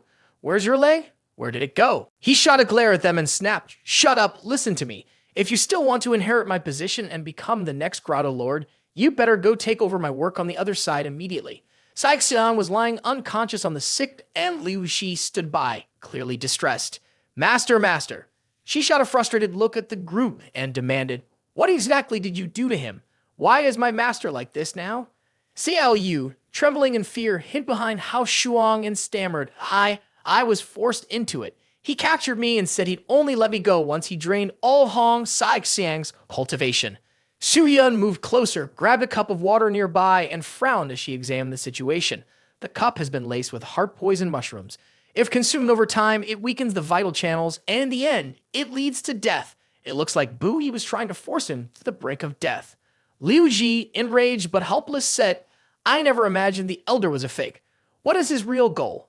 Hao Shuang, standing nearby, frowned as she explained, "It seems like heavenly phenomenon enlightenment is probably his backing. That would also explain how they had Hong Saixiang's token during the hero competition." She clenched her fist in fury, her voice full of determination. "No matter who he is, I will catch him and tear him into pieces." Suddenly, a figure with black hair rushed by and shouted, "Big sister, we're too late. There were too many people outside surrounding our cave." Hearing this news, he was a bit panicked. The leader is that imposter, and Shen Hui is with him too. A group of people stood firmly in front of the empty sky. Shen Hui, slightly frightened, asked, "Elder, who are these people? Why are they hiding in the valley outside?" He replied indifferently without even looking back, "It doesn't matter. Just remember, they are the allies who will help us take back Bayou Dong." Shen Hui looked toward the cave entrance, thinking to himself, after all, Bayou Dong has been heavily defended for so many years. If we want to launch a strong attack, it won't be easy. The imposter, filled with rage, his eyes bloodshot with killing intent, said, "Outsiders definitely can't break through from the inside, but if we bury mines beforehand, it will be no trouble at all." Liu Ji, leading 18 people, had a determined look in his eyes, tightly clenching his fists, full of passion. "Whoever comes, we kill them." Hao Shuang, standing beside him, was equally resolute. It was clear that this person had prepared in advance, gathering everyone to charge into the mountains so quickly. Shen Hui floated above, announcing loudly, "Disciples of Bayou Dong, you've all been deceived." He shouted, "Su Liu Ji has colluded with the traitors from outside, betrayed the Grotto Lord, and forced Elder Bu. Everyone, open your eyes and see clearly." Liu Ji held her hands out in front, gesturing sharply as she snapped, "Shut up, traitor of the sect." With her hands clasped together, waves of force surged outward. Shen Hui, terrified, muttered, "This girl plays dirty, hasn't even let me finish speaking, and she's already attacking." A huge water spout shot directly toward them, the water rising in a fierce torrent. But to everyone's surprise, it was easily blocked. Su Yun, a little flustered, quickly realized that the person controlling this attack was a master from Yun Ye Cave. Couldn't it be that these people were all from the 21 caves? She remained determined, bolstering the spirits of those around her. No matter what, even if the King of Heaven himself came today, he wouldn't be able to break through Bayou Dong. The disciples, following the battle orders, were stunned. The group behind her spoke in unison. Hao Shuang, standing nearby, sensed something was wrong. He quickly stepped forward and placed a hand on her shoulder. Don't act rashly. I'm sure he's got more tricks up his sleeve. The imposter radiated a murderous aura, grinning wickedly. It's time. Immediately, brilliant, blinding auroras appeared in the sky, causing the group to cough and choke on the dust. Su Yun quickly warned, this is bad. It's fragrant paralysis powder. If you breathe it in, your internal energy will be drained and you'll be completely paralyzed. Hao Shuang took a deep breath and cupped his hands together. Fang Fa. He exhaled forcefully, and from his mouth came a massive tornado-like gust of wind, blowing away the dust and debris in an instant. Shen Hui was stunned. Isn't that kid from Dragon and Tiger Mountain? How is he so skilled? Liu Ji glanced at him, surprised. He hadn't expected that he knew so many techniques. Hao Shuang quickly explained, I only know the basics. Let's focus on the main issue. How many people can still move? Su Yun replied, besides us, almost the entire army is wiped out. Damn it, this is terrible. I never expected they had hidden poisonous traps in the cave that could trigger explosions from a distance. The imposter glanced at Shen Hu. Elder Shen, it's your turn to clean up the sect. Shen Hui clasped his hands together, smiling confidently. Understood. Without another word, they charged forward. All that could be heard were the sounds of rushing wind. Liu Ji's body shone with a bright aura as he roared, come at me. Today, I'll risk it all with you. But before he could continue, someone yanked him back. Liu Ji was startled, not understanding what was happening. It turned out that two other people had pulled him deeper into the cave. One of them said, there are too many enemies. We can't fight them off. Let's retreat first. Liu Ji struggled, irritated. Let go of me. We can't let them escape. The man gave a sharp order. Catch them. Meanwhile, Xiao Yu, inside the room, heard the explosion and was frightened. She had no idea what was happening. What was that explosion just now? At that moment, they had just arrived at the room. He said, what time do you think it is and you still want to bring Hong Saixiang along? You clearly don't understand. If you want to take Bai Yu Dong, Hong Saixiang has to die.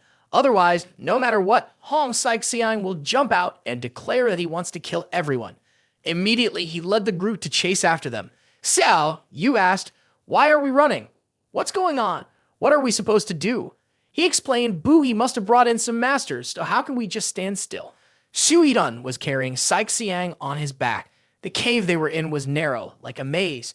Trying to escape through the underground river wouldn't be easy. He had vaguely opened his eyes sometime earlier, aware of the long, table-like cave.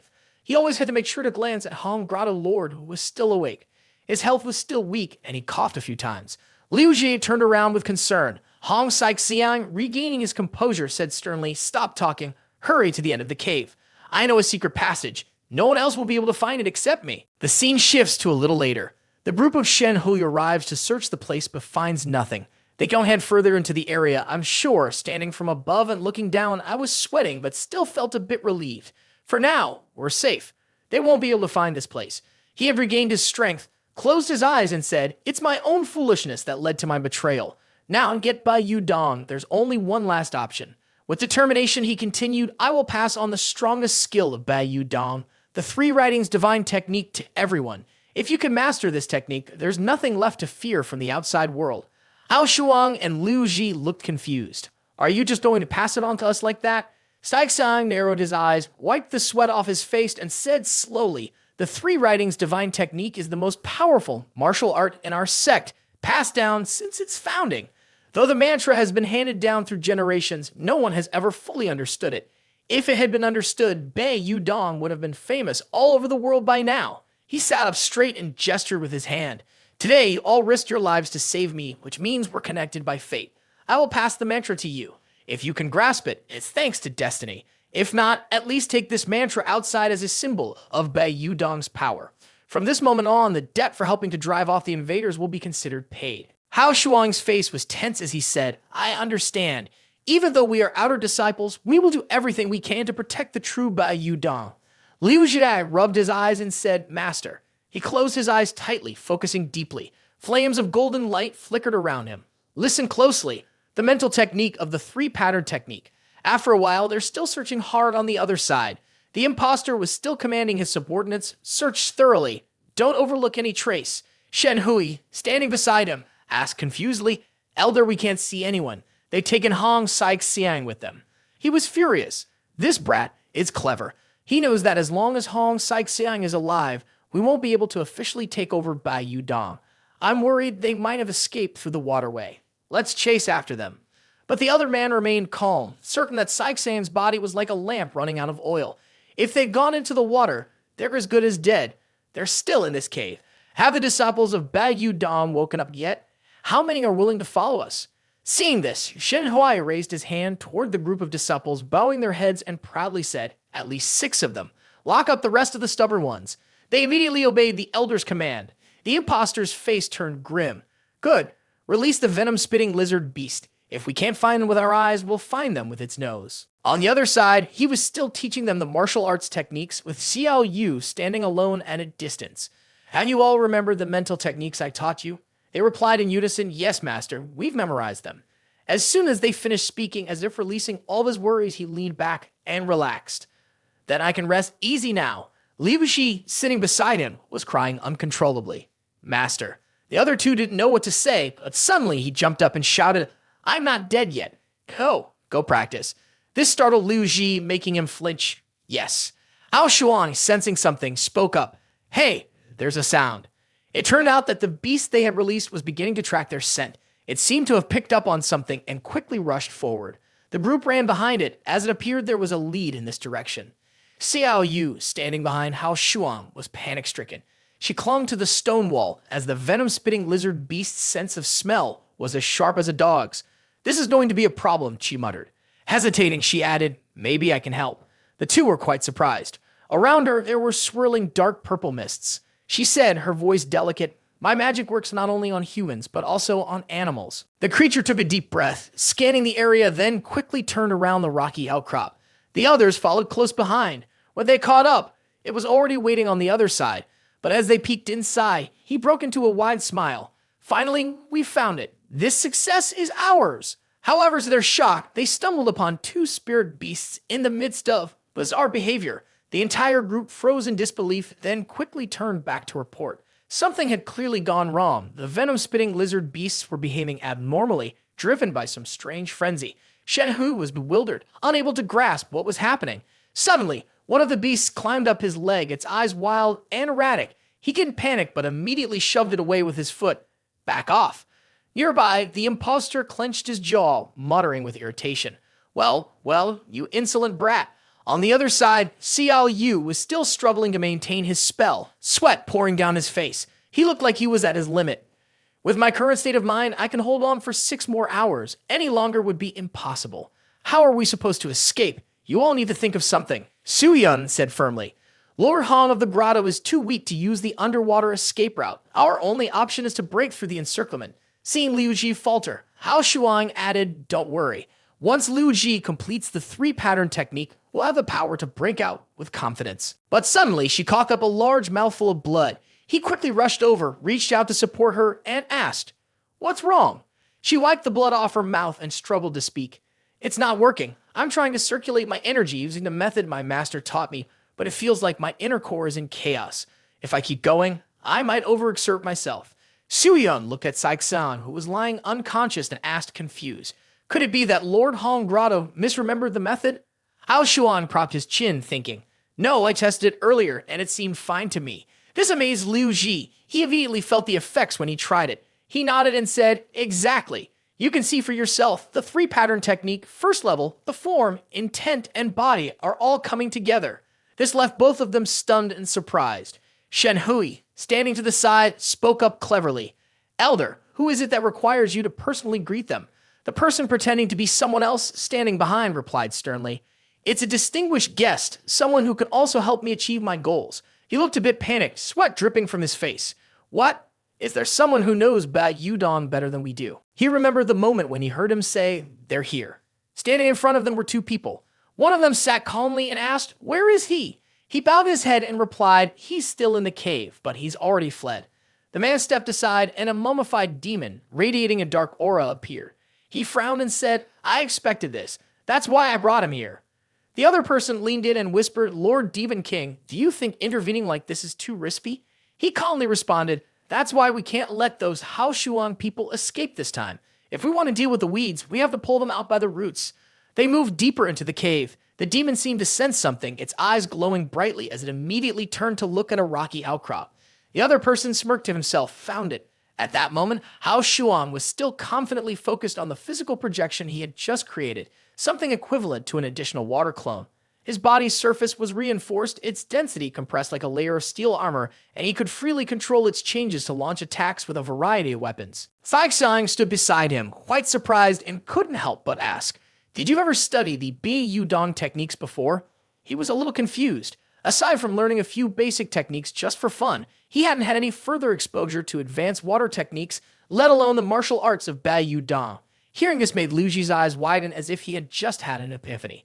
Could it be that the essence of the three-pattern technique required a special kind of talent? Could it be that only someone without the natural foundation in the discipline could truly awaken its power? He tightened his expression and said sternly, "Still, the three-pattern technique is a high-level martial art within water techniques. Right now, you're like an empty vessel. If you were to face an expert in battle, you'd be defeated. Only with deep knowledge of water techniques as a foundation can you truly unlock its full potential." He shook his head in frustration and sighed. "Never mind. In the end, I'm just practicing for fun anyway." Suddenly, Liu Jia realized something and turned to say, "Someone's coming, a lot of them, and they're heading straight for us." Xu Yun looked a little scared. Could it be that we've been discovered? She was sweating nervously. It's possible. Their target is very clear. They probably found a new way to track us down. Hao Shuang stood up, frowning. It seemed like the only option now was to break through the encirclement by force. He weakly coughed a few times, realizing that he couldn't risk a direct confrontation with those bad guys. Knowing that the boy was skilled in lightning magic, they must have set up anti-lightning talismans all around the cave. If he acted rashly, he would only be hurting himself. She panicked, not knowing what to do, but they couldn't just sit there and let the enemy kill him. With difficulty, he spoke, "There's still one last option." He pointed at Xiao Yu. "You should transfer the energy you've absorbed from me to Hao Shuang." This left her in shock, her mouth hanging open. What? Hao Shuang was equally stunned, not understanding what was happening. Well, wasn't that a bit inappropriate? After all, it was his energy. Maybe they should wait until his health was better before taking it back. Can't wait any longer, he still tried to say each word clearly. I knew exactly how my body felt, how my heart was, but I didn't need to say it out loud. Time was running out, and with each passing minute, our chances of survival were getting smaller. He felt a bit embarrassed and turned to glance at her. "I remember you said that it had to be done through dual cultivation in order to work." She immediately waved her hand, forcing a smile as she explained, "That was just a way to trip Buhi. Actually, there was a much more effective method." He looked surprised. "A more effective method?" She turned to glance at Liu Jia before replying, "Maybe I just need 3 minutes." Liu Ji seemed to understand, nodding seriously. "Got it. I'll hold them off." She then turned back to face him and said, "Stay still. Don't move. Relax a bit." He was confused, but still followed her instructions. Immediately, she clasped her hands together and a wave of green energy spread out around her. Without hesitation, she thrust her hand forward, pushing into the air. A large vortex began to form slowly. Her face turned pale as she pushed the energy directly into his body. The light pierced through him, and he was stunned. The people standing outside began to calculate. The leader spoke up.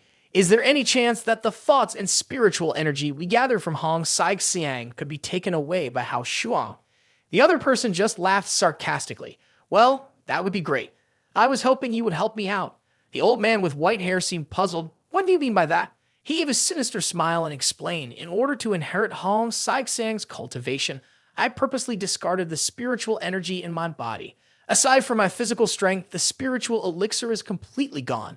That way, when I inherit, I won't risk losing control and becoming consumed by my own energy." The other man was still confused, but Hao Shuang's body is different from others. He can practice multiple types of cultivation techniques with important attributes at the same time, right? The old man answered confidently. "If someone has extraordinary talent, of course they can handle multiple attributes, but I've already made sure to take precautions with him." As he spoke, his eyes turned bloodshot, radiating a sharp, dangerous aura as he grinned wickedly. The energy passed from her would be like a ticking time bomb. The moment it came into contact with a different type of spiritual energy, it could turn the recipient into dust in the blink of an eye.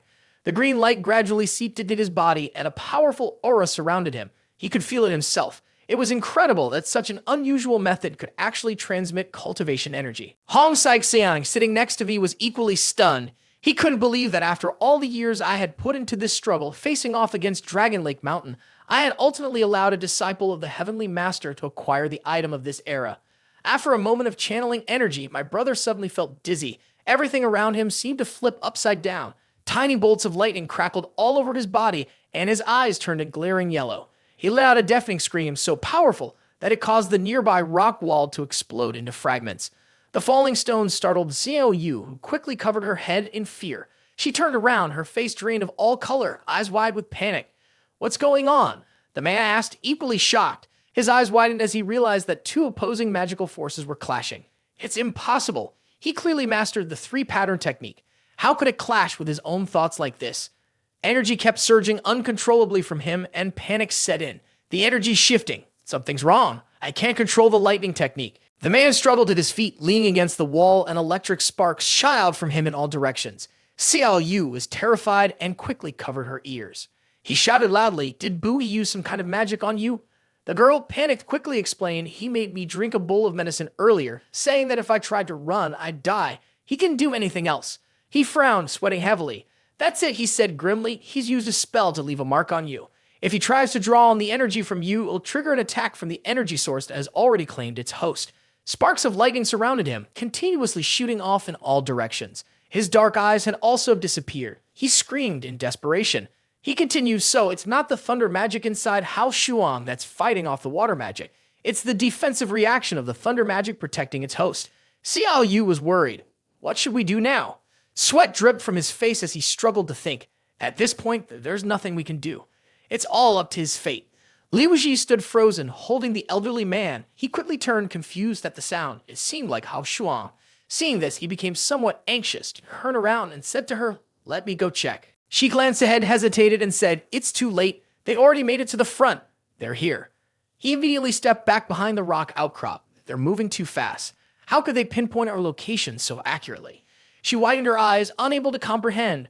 Or are they just moving really smoothly? That must be the bandaged monster in front of us. I should take care of him first.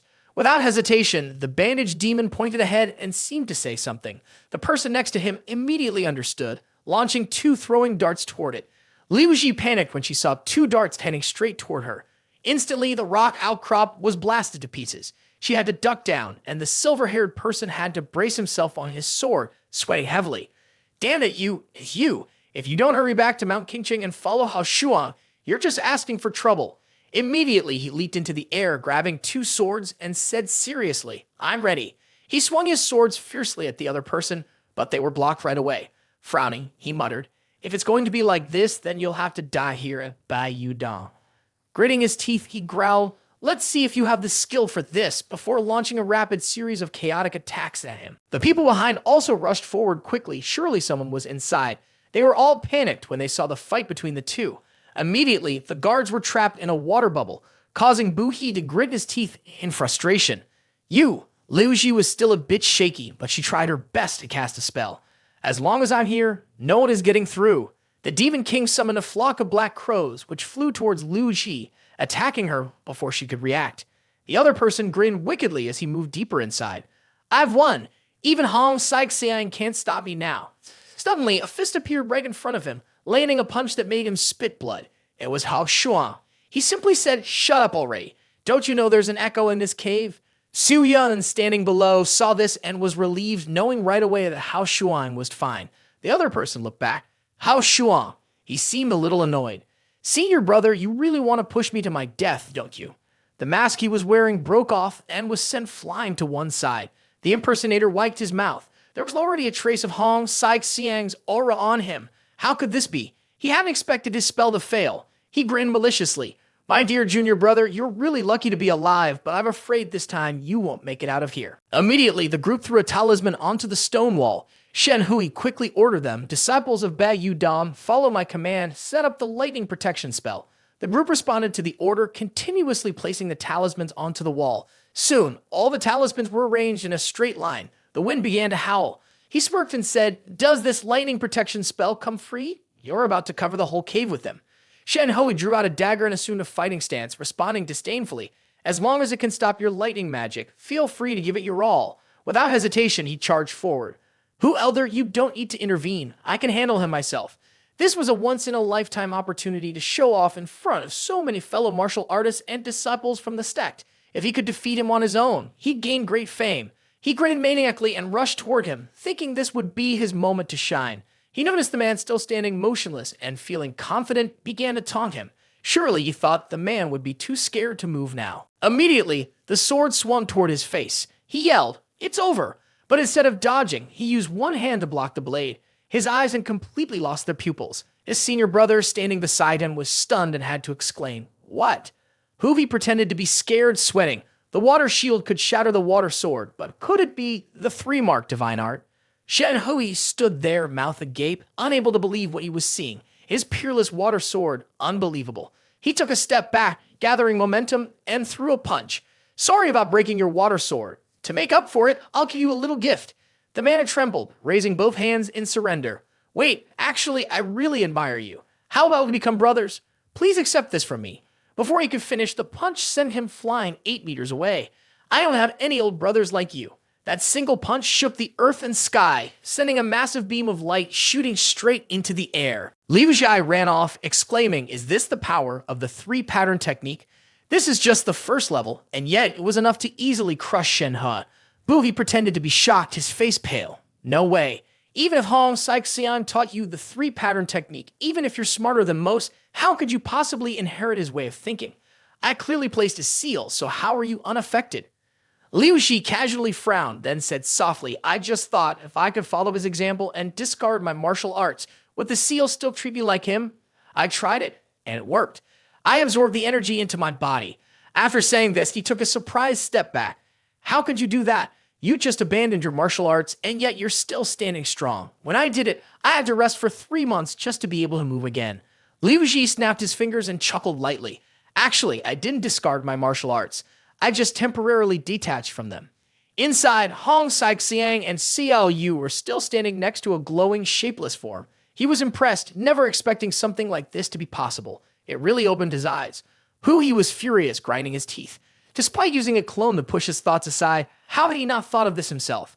His 30 years of hard-earned cultivation wasted in an instant. He immediately stepped up to Buhi, looking down on him with disdain. "Now that we've come this far, you're basically crippled. No need to fight anymore, right? How about we just talk? Tell me about the heavenly phenomenon enlightenment." His senior brother stepped forward, his face dark with anger as he gritted his teeth and said, "Junior, are you still this knave?" He sneered contemptuously. "With me here, how could I let you have your way?" Ao Shuang sighed in frustration and said, "Bai, I honestly don't know what grudge you hold against me, but why do you have to push me into a corner like this?" He laughed in a sinister way. "Clearly you're a monster, but Master still accepted you as his disciple. I will never allow that to happen. When you die, Master will reconsider and value me, and Dragon and Tiger Mountain will be handed over to me." Hao Shuang let out a bitter laugh. "Well, I'm afraid you'll be disappointed. The letter I asked you to bring back earlier had a hidden message. Master already knows you're the traitor." At these words, his senior brother's face drained of color, clearly confused, as though he wanted to disappear on the spot. Hao Shuang scratched his head, looking at him as his anger flared up, the fire of rage growing stronger. "Sorry about that. Even if you kill me, I'm pretty sure you won't inherit Master's position." His senior brother grew even angrier, the flames of fury flaring up even more. He yelled, "Tear him apart for me!" Immediately, the Demon King charged forward without hesitation, lunging at him. However, a water shield unexpectedly blocked his path. Still, his hand managed to pass through the shield, reaching for him. Liu Ji stood nearby, panicked and cautious. He thought perhaps this was someone from Mount Mang. As soon as the thought crossed his mind, his face turned pale. He who wears the mountains and rivers beneath his feet, the memory flooded back. Hao Shuang's parents were desperately running deep into the forest, gasping for air as they fled.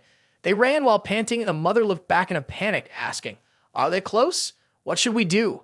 Without a moment's hesitation, the father gently set Hao Shuang down and said, "Hao Shuang, hide here."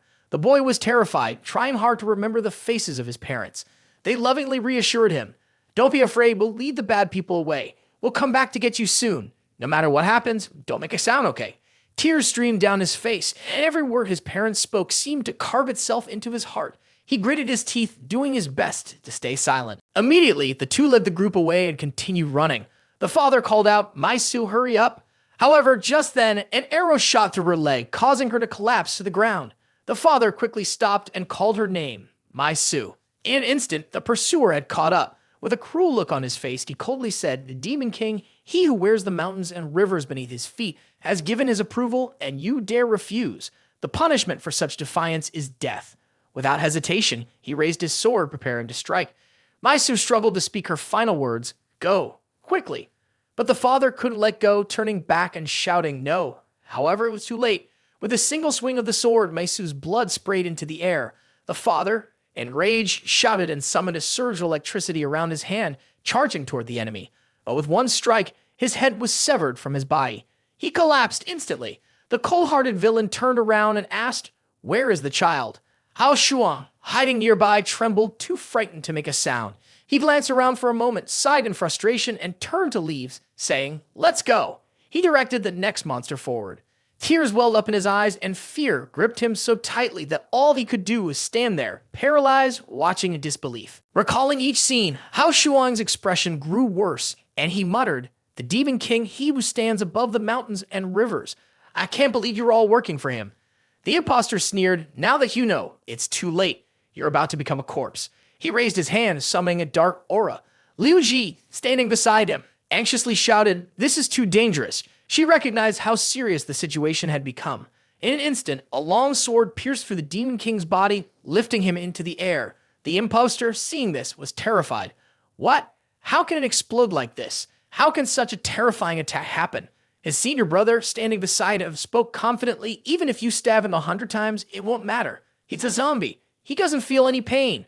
With arrogance, he added, "A demonic strike. Let's see how you defend against this." The Demon King remained standing firm, even though his body was riddled with holes, his form now resembling some kind of bizarre monster. Liu Ji, filled with fear, warned, "This move is extremely dangerous. Hao Shuang, pull back quickly." But he ignored her warning and, with a calm expression, continued casting his magic. Suddenly, the monster's legs were tightly held, unable to move. It realized it was caught in something like a swamp.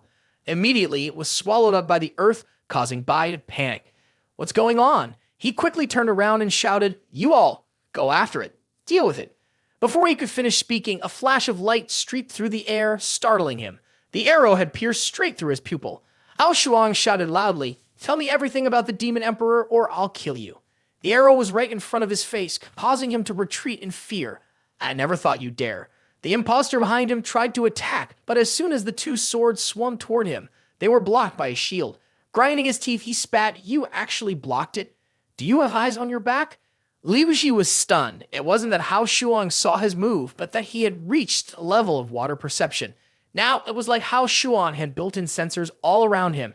Everything around him was his eyes, ears, and even his skin. Hao Shuang calmly turned around and said, "Hong Grotto Lord has transferred all his life's cultivation to me. So, you understand now." The man gritted his teeth in anger. "I've spent so much time and effort planning, and yet it's some beast like you benefits from it." Immediately, he turned that anger into slashes, shouting, "Give me back what's mine."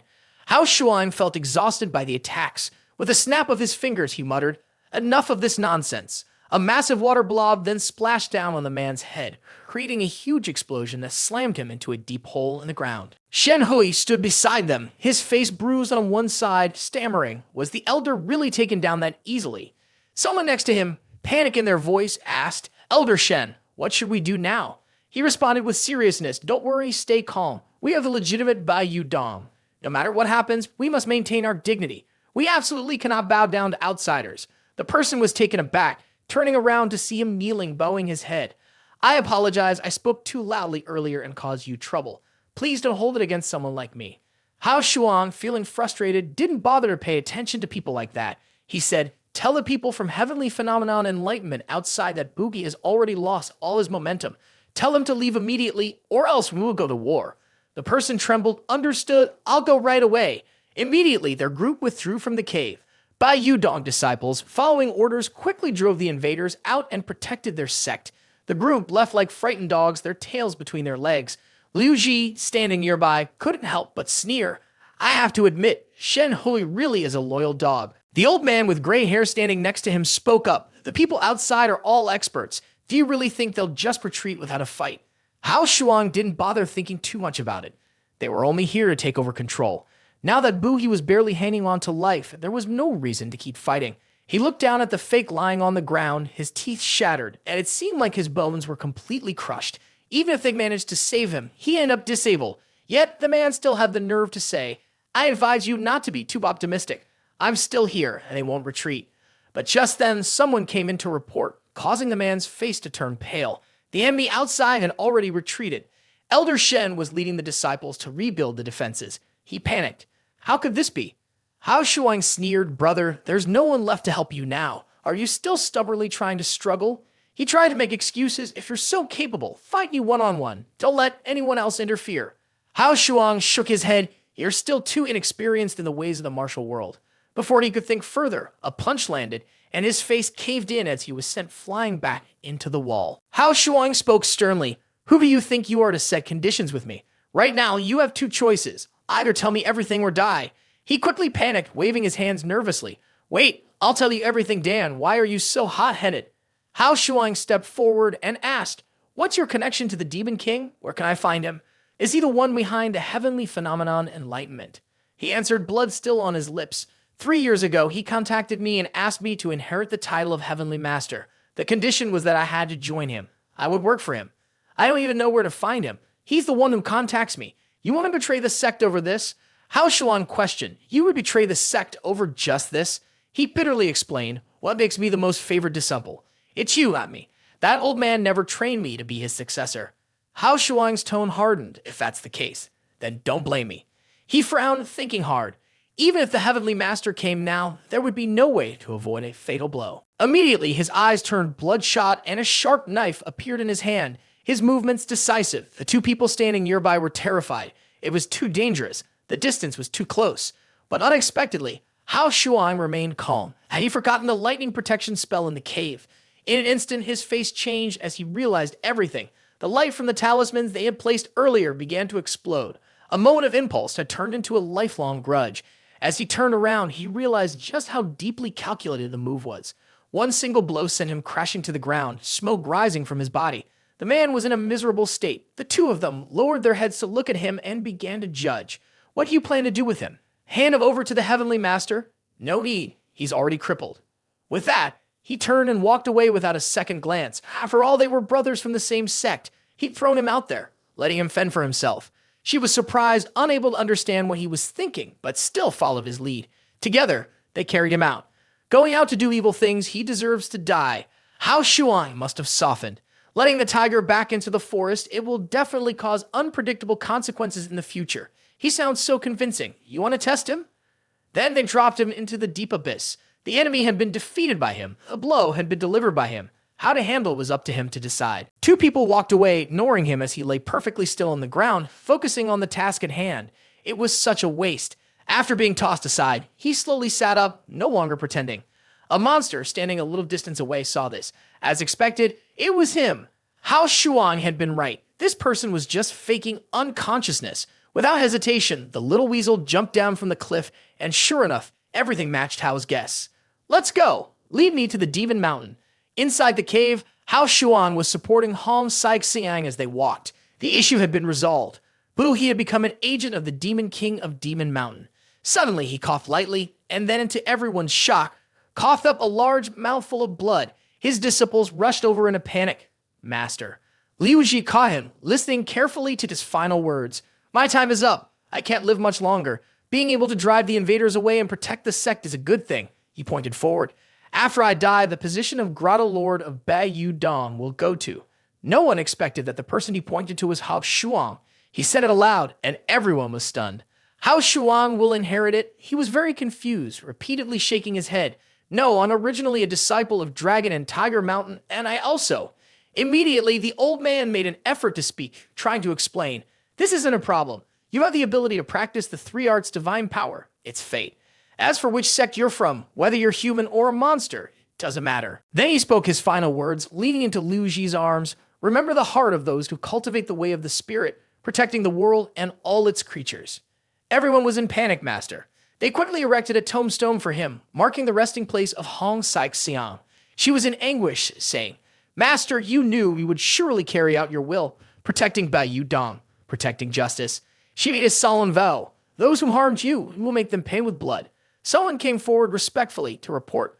Grotto Lord, the traitors, led by Shen Hui, have been captured and locked in the water dungeon awaiting their fate.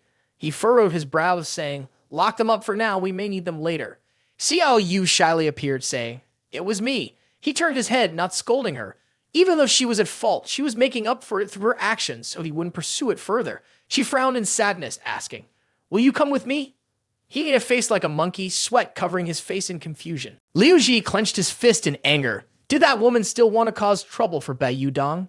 She quickly waved her hand in an attempt to explain. "No, I don't mean any harm. I just want to invite you to meet with my palace master." He was puzzled. Was the princess joking? She nodded and then continued, "It's Tan Ji, the palace master of the women's palace. She's been suffering from a strange illness for many years, and I'm afraid you're the only one who can save her." He looked confused, his face showing doubt. This seems like trouble. Liu Ji stood in front of him, disagreeing. "That's what she deserves. Don't think you can trick us into going there." He scratched his face and agreed, "I don't know anything about medicine, but if she really needs help, maybe we can have her come here." Xiao Yu tried to explain further. "Of course, I understand your concerns, but I also have a condition that you can't refuse.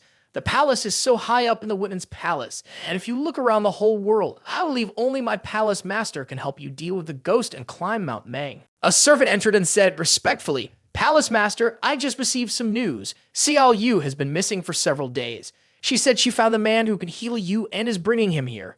The green-haired woman spoke up confidently, "Don't trust those disgusting men. None of them have good intentions when they approach the palace master. No, we can't let them pollute our place." With that, she peeled a banana and continued, "If it's Xiao Yu, I'm a bit more at ease. Let them come." She took a bite of the banana and added, "If he can't cure you, we'll lock him in the flower garden as fertilizer. It's the right season for the flowers to bloom anyway." Two palace maids were patrolling the road and chatting with each other. "Have you heard?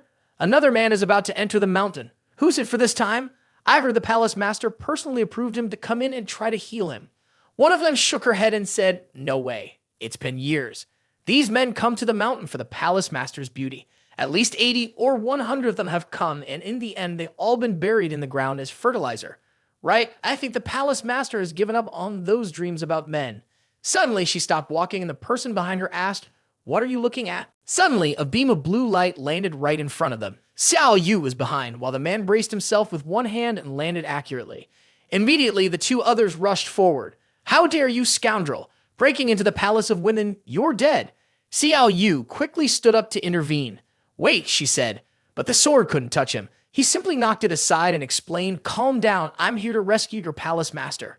The two of them gritted their teeth, realizing that their strongest attack had been easily blocked by him. "He's too strong," Xiao Yu said from the side. "You two misunderstood. It's me." Everyone was stunned. "Xiao Yu," they exclaimed. Then they turned their suspicious gazes toward him. "So, who are you?" she asked. "I'm Hao Shuang. I've come to treat your palace master," he answered. He stepped forward, surprised at how much the palace women hated men. Luckily, Subiran wasn't here. She stood by his side, adding, "If you hadn't insisted on taking the mountain path through the dangerous route, none of this would have happened." "You know how it is," he sighed. "Time is urgent. I need to return to Bai Yudong quickly. Xiao Shui could be back at any moment." As they reached the gate, a girl with green hair appeared.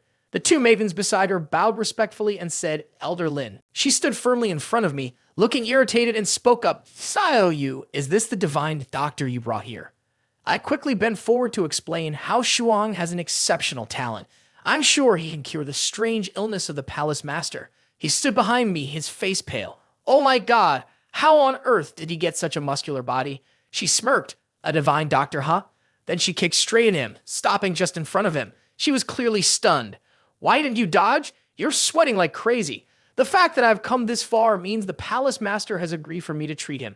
If you kill me, wouldn't you also be putting your own life at risk? So I'm pretty sure you wouldn't dare touch me."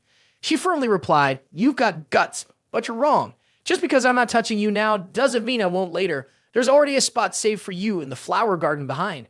With that, she coldly turned and walked away. "Follow me." He was confused. "What's in the flower garden behind?" Xiao Yu sighed deeply. "Big brother, when you're standing under someone's roof, you've got to know when to lower your head. Don't provoke them any further." 3 people walked inside. Lin Wufa respectfully said, "Palace master, Hao Shuang has been brought here." A voice came from behind the curtain. "All right, if she's here, then go ahead and treat her." Before she could react, he stepped forward. Panicked, she said, "What are you getting so close for?" Without hesitation, he lifted the curtain. How could he treat her while it was still covered? She froze, her mouth hanging open. The bastard, she never thought he would dare. Xiao Yu, get lost. Can't stand what I'm saying? Can't handle it? Immediately used a water technique to break away from the thunder technique entering his body. Wufa, enraged, charged toward him. What a shameless person. Today he was going to personally tear him apart, that worthless trash. Standing over him, she screamed, die. But she couldn't touch him as the shield bounced her back. Tanjay felt a strange, powerful sensation slowly spreading through her body. The feeling of intense, refreshing numbness was incredibly effective. She broke out in sweat and leaned back. Could it be that this man really could cure her illness? Wufa panicked. No way, how could anyone dare to touch the head of the great master? Where was everyone? Without hesitation, she pointed at him and shouted, protect the palace master. Kill that pervert. The group immediately grabbed their weapons and charged at him in response to her command. Suddenly, Tanji raised her hand to stop them. Wait, give him a chance to surprise you, palace master. Then she shyly added, I want him to examine me. Everyone step back. Wufa froze, taken aback by the unexpected display of youthful innocence. What on earth had just happened? Once everyone had left, she continued, your name is Hao Shuang, right? He coldly responded, yes. She rested her chin on her hand and smiled softly. Has Xiao Yu told you about my situation? He remained calm and replied, she said you're suffering from a rare illness and that maybe my physical condition could help you, which is why I'm here. She rubbed her chin and smiled again. Is that so? You dare to come into our women's palace. Guess you're not lacking in courage. If you can't cure me, you'll have to leave your life here. But if you do succeed, I'll help you achieve financial freedom. To her surprise, he bluntly said, no need. My goal is to become the ghost emperor of Mang Mountain. You need to help me. Hearing this, her face darkened, clearly showing her anger. She immediately pulled out a whip made of rattan and swung it at him. How do you know? Did that little brat Xiao Yu tell you? He quickly explained, don't get worked up. I have no idea about your past with he who wears the mountains and rivers beneath his feet. She just said you could help me defeat him. After thinking for a moment, she realized his words made sense. She didn't know the full situation either. Why do you want to take on the ghost emperor of Mang Mountain? He frowned as he recalled his painful past. He sent someone to kill my parents. I have a deep, unforgivable grudge against him. She couldn't fully understand, but now it all made sense. Still, there was no one in this world who could kill him. Not even a heavenly master would be a match for him. But if you really can cure my illness, I can offer you useful help. He smiled, delighted. Where exactly do you feel discomfort? Why don't you tell me in more detail so I can understand? She nervously pointed to her abdomen. The area near my dantian is blocked, not flowing properly. Earlier, when you released the lightning, I actually felt a warm sensation flow through my lower abdomen. He leaned in to examine it closely. Could electricity have such a miraculous effect? She blushed in embarrassment, then began punching him repeatedly in the face, calling him a pervert. He staggered back, his face covered in bruises, feeling embarrassed as he said, what are you doing? I'm trying to treat your illness. She quickly beat the village drum and said, sorry, I overreacted a bit. Then he sent a small current through his hand to hers and said, sit still. Let me use the electricity for therapy. She leaned back, relaxed, and said, all right, I'm counting on you.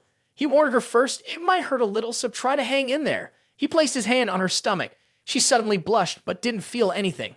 He looked worried and said, how can that be? Can't you feel it through the blanket? She removed the blanket so he could place his hand directly on her lower abdomen. Her face turned even redder, little by little, as she said, it feels so good. His eyes were covered, but he still asked, do you feel anything now? She experienced each wave of pleasure and replied, yes, but it still hasn't opened up the energy flow in my dantian. Do you think you need to get even closer? He wiped the sweat from his forehead and said, I've already removed the clothes. What more can I do to get closer? She was practically trembling with anticipation, so stepping inside was the only option. The small room was softly lit by the faint glow of a lamp, casting hazy shadows across the walls. The air was thick with tension, as though something unspoken hovered between them. He wore a thin black blindfold, attuned to her every breath and movement. Though he couldn't see her, the closeness between them was undeniable. After hearing her words, a blush crept up his cheeks, his heart beginning to race. Nervously, he asked, are you saying what I think you're saying? She paused, equally flustered, her face glowing red. With a touch of bravado to mask her own embarrassment, she replied, what? Are you seriously worried you're getting the short end of the stick here? He quickly waved his hands, stumbling over his words. No, that's not at all. It's just, my master placed a protective golden aura on me. It stops me from getting too close to women, unless I activate my thunderclum technique. But if I do that, I won't be able to channel the lightning magic to heal you. So, it's complicated. She looked up at him, her cheeks still pink, her eyes shimmering under the dim light. With a calm but sincere tone, she said, it's just a protective spell. Against a real opponent, it wouldn't hold up for more than a moment. So don't worry, I'll make it worth your while. Just trust me and try. He scratched his face, his voice becoming hesitant and uncertain. This really makes me worried. She immediately sat up, hands on her hips, eyes tinged with irritation and a touch of sulking. Her voice turned sharp. Are you even a man?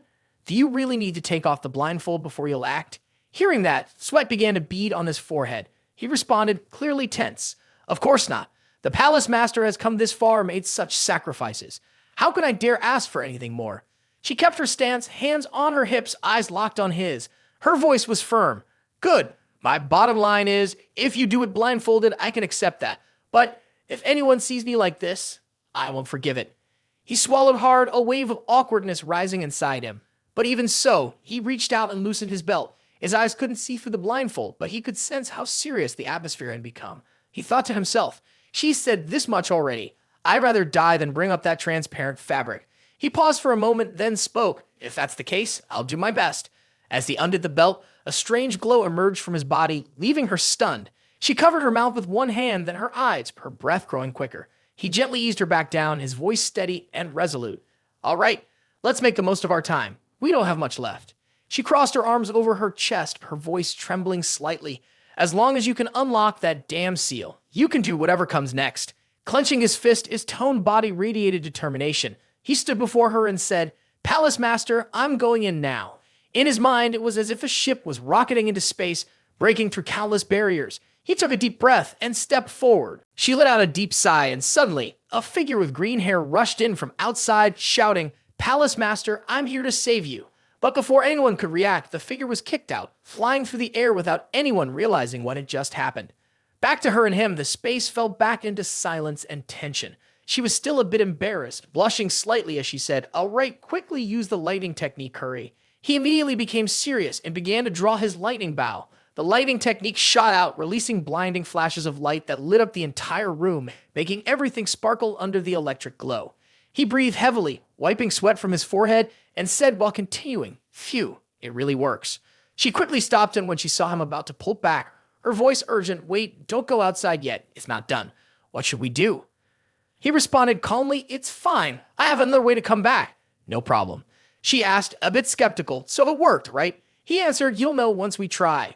The image of the ship crashing into space appeared in his mind again, but this time, there were brilliant, dazzling bolts of green lightning lighting up the sky. Alan wiped his forehead, wiped away the sweat, and said, It's done. I really can't feel the lightning magic anymore.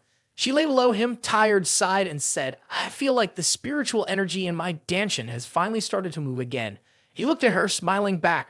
Her entire body was radiating a magical light. It was truly impressive.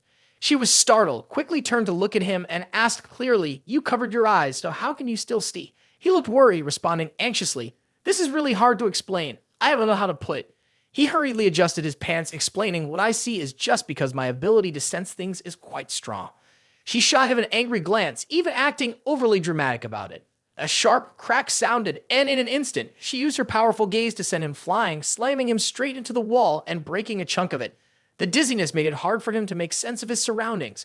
At the same time, the blindfold slipped loose and fell off. She quickly used her powers, wrapping a white cloth around her body while he remained stuck against the wall. Panicking, he silently thought that this was really serious. His whole body was suppressed and he couldn't move. Truly, after getting what they wanted, people could turn on you in an instant. She used her magic to lift a nearby wooden stick, then threw it, enveloped in a deep red light, directly at him. He became even more scared, quickly saying, Hey, are you trying to kill me? Before he could finish his sentence, the stick shot straight toward a vulnerable spot on his body, forcing him to spread his legs to dodge it. Once he managed to escape the wall, he gasped for air, sweating like crazy, and said that his body could move again. He knelt down on one knee and clasped his hands, thanking the palace master for sparing his life. She looked at him and said, My cultivation can recover, and you played a part in that. This is where today ends. You can leave now. However, he stayed kneeling and asked her, How can I defeat the ghost emperor of Mang Mountain? Please, palace master, guide me. She glanced down, visibly annoyed, and asked, Why do you keep wanting to go after the ghost emperor of Mang Mountain to get yourself killed? I don't want to kill you, but the ghost emperor is not as merciful. He scratched his head, confused, and asked, What do you mean by not wanting to? Her face turned red from the question. She turned away and said nonchalantly, as if she didn't care about his life or death, It's just that I don't want to, that's all. Forget it, he said. Anyway, A promise is a promise. I'll tell you what I know. The scene shifted. The two of them were sitting outside. The table was filled with delicious food, making the atmosphere feel lighter. She began to speak. 20 years ago, when I first took over this place, suddenly the ghost emperor of Mang Mountain sent someone to summon me and meet him.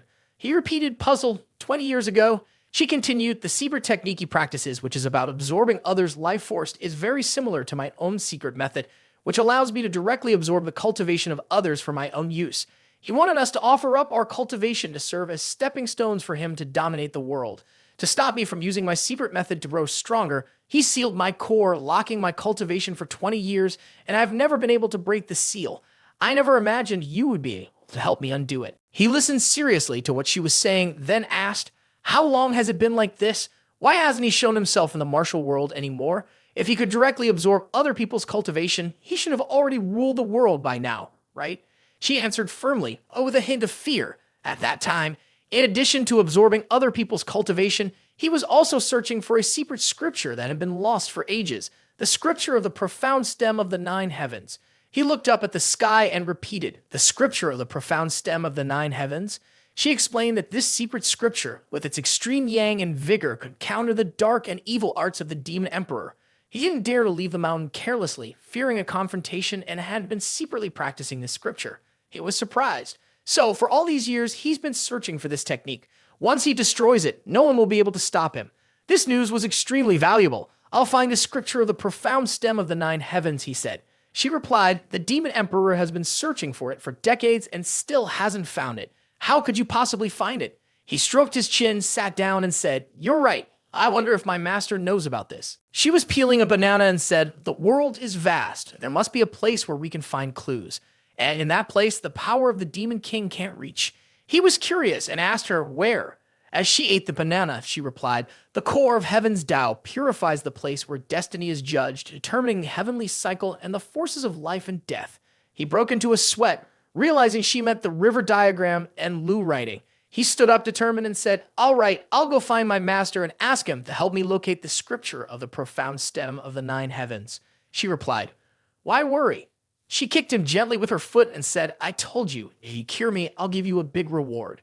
He blushed and asked, what kind of reward? She smiled and said, my energy is still slowly recovering. Come find me next month and I'll give you a portion of my power. He awkwardly laughed and said, does that mean we need to do some kind of joint cultivation? You clearly can't wait to see me suffer, though. She smiled wickedly and said, that's why you need to focus on building up your body this month. If you can't keep up next time, it'll be tough for you. In his heart, he thought, what kind of human suffering is this? At that moment, several girls approached. One with green hair and an extremely fit body stepped forward and reported, Palace Master, we caught a demon outside the mountain. It says it came to deliver a message. The girl who was being imprisoned shouted, let me out. He turned around in surprise, seeing the imprisoned girl, and called her name, Xiao Shuai. The imprisoned girl also called out, how? Tenji ordered, let her go. She's one of us. The girl with green hair obeyed, saying, yes. It turned out that the girl who had been captured was Xiao Shuai. After she was released, she rubbed her hands. He saw this and asked, why did you come here? Did you find anything? She replied, I've been following them the whole way and found out that Bai Yu wasn't going after the ghost emperor of Mang Mountain. Instead, he's heading back to Dragon Lake Mountain. He rubbed his chin and said, he must have realized his identity was exposed. Why would he go back to a dangerous place like that? Could he have another plan?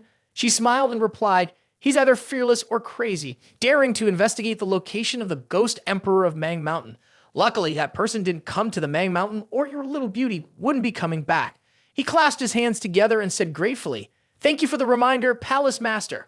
I need to head back to Dragon Lake Mountain now. She winked playfully at him and said, don't forget our promise. Come find me next month. He broke into a sweat and answered, got it. I'll definitely come. Switching scenes to Dragon Lake Mountain, inside a house, a man slammed his hand on the table, frustrated, and shouted, damn it, ever since he arrived, all our plans have failed. He's such a disaster. An old man nearby spoke up, at this point, we should be preparing for war. The white-haired man spoke again, Master, are you planning to make a move against the Heavenly Master? The old man replied, not yet. As long as he doesn't make the first move, we'll endure. We'll deal with Hao Shuang first and see what happens. The white-haired man quickly said, but he's too cunning, we can't seem to catch a break with him. The old man smiled cruelly and said, everyone has a weakness, especially a monster like him. Scene transition. Lu Qian slumped into the chair, mentioning Hao Shuang. Hey, Hao Shuang, where have you been? You've been gone for so long, and you don't even care about me anymore? She gazed out the window, lost in thought, when suddenly there was a knock at the door. She went out to open it, wondering if someone had come to cause trouble again. Looking outside, she saw two girls who had knocked two men out cold. One of the girls spoke first. This is the fifth group this month. Since you've been staying here, even the thugs from the mountain don't understand why they keep coming up here. The other girl spoke up too. You could say you've made quite the contribution to maintain the peace on Dragon and Tiger Mountain. Lu Yin was upset, but still forced to smile. I could just open a club down the mountain instead. The girl with green hair replied. Then Heavenly Master will definitely become a regular guest. Suddenly, a figure shot toward them, but Xiao Yu noticed him and threw a dart. The man, however, was incredibly skilled and dodged it before charging straight at Xiao Yu. He struck her side, sending her flying and causing her to cough up a mouthful of blood. She was startled, realizing he was a martial arts master. The girl with green hair attacked next, catching him off guard, but he quickly sensed her and turned to block her strike. A burst of purple lightning and clouds shot out from the impact. He used a move similar to Goku's Kamehameha. The green-haired girl was knocked back from the counterattack, crashing into a tree. She also coughed up blood like Xiao Yu and passed out. Now, only two people remained, Lu Yin and the man. She asked, "Who are you?"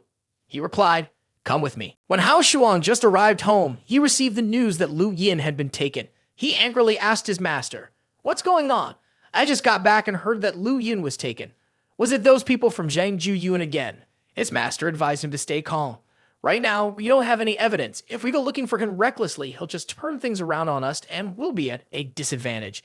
It's best to track down Lu Yin's whereabouts, but he's smart enough not to make such a basic mistake." Hao Shuang, still furious, punched the wooden pillar next to him, causing it to crack and dent. "You're a monster. Monsters do what they want based on their mood, not on evidence." Seeing the broken pillar, his master shouted loudly, "My 1,000-year-old Trin Nam wooden pillar with golden thread."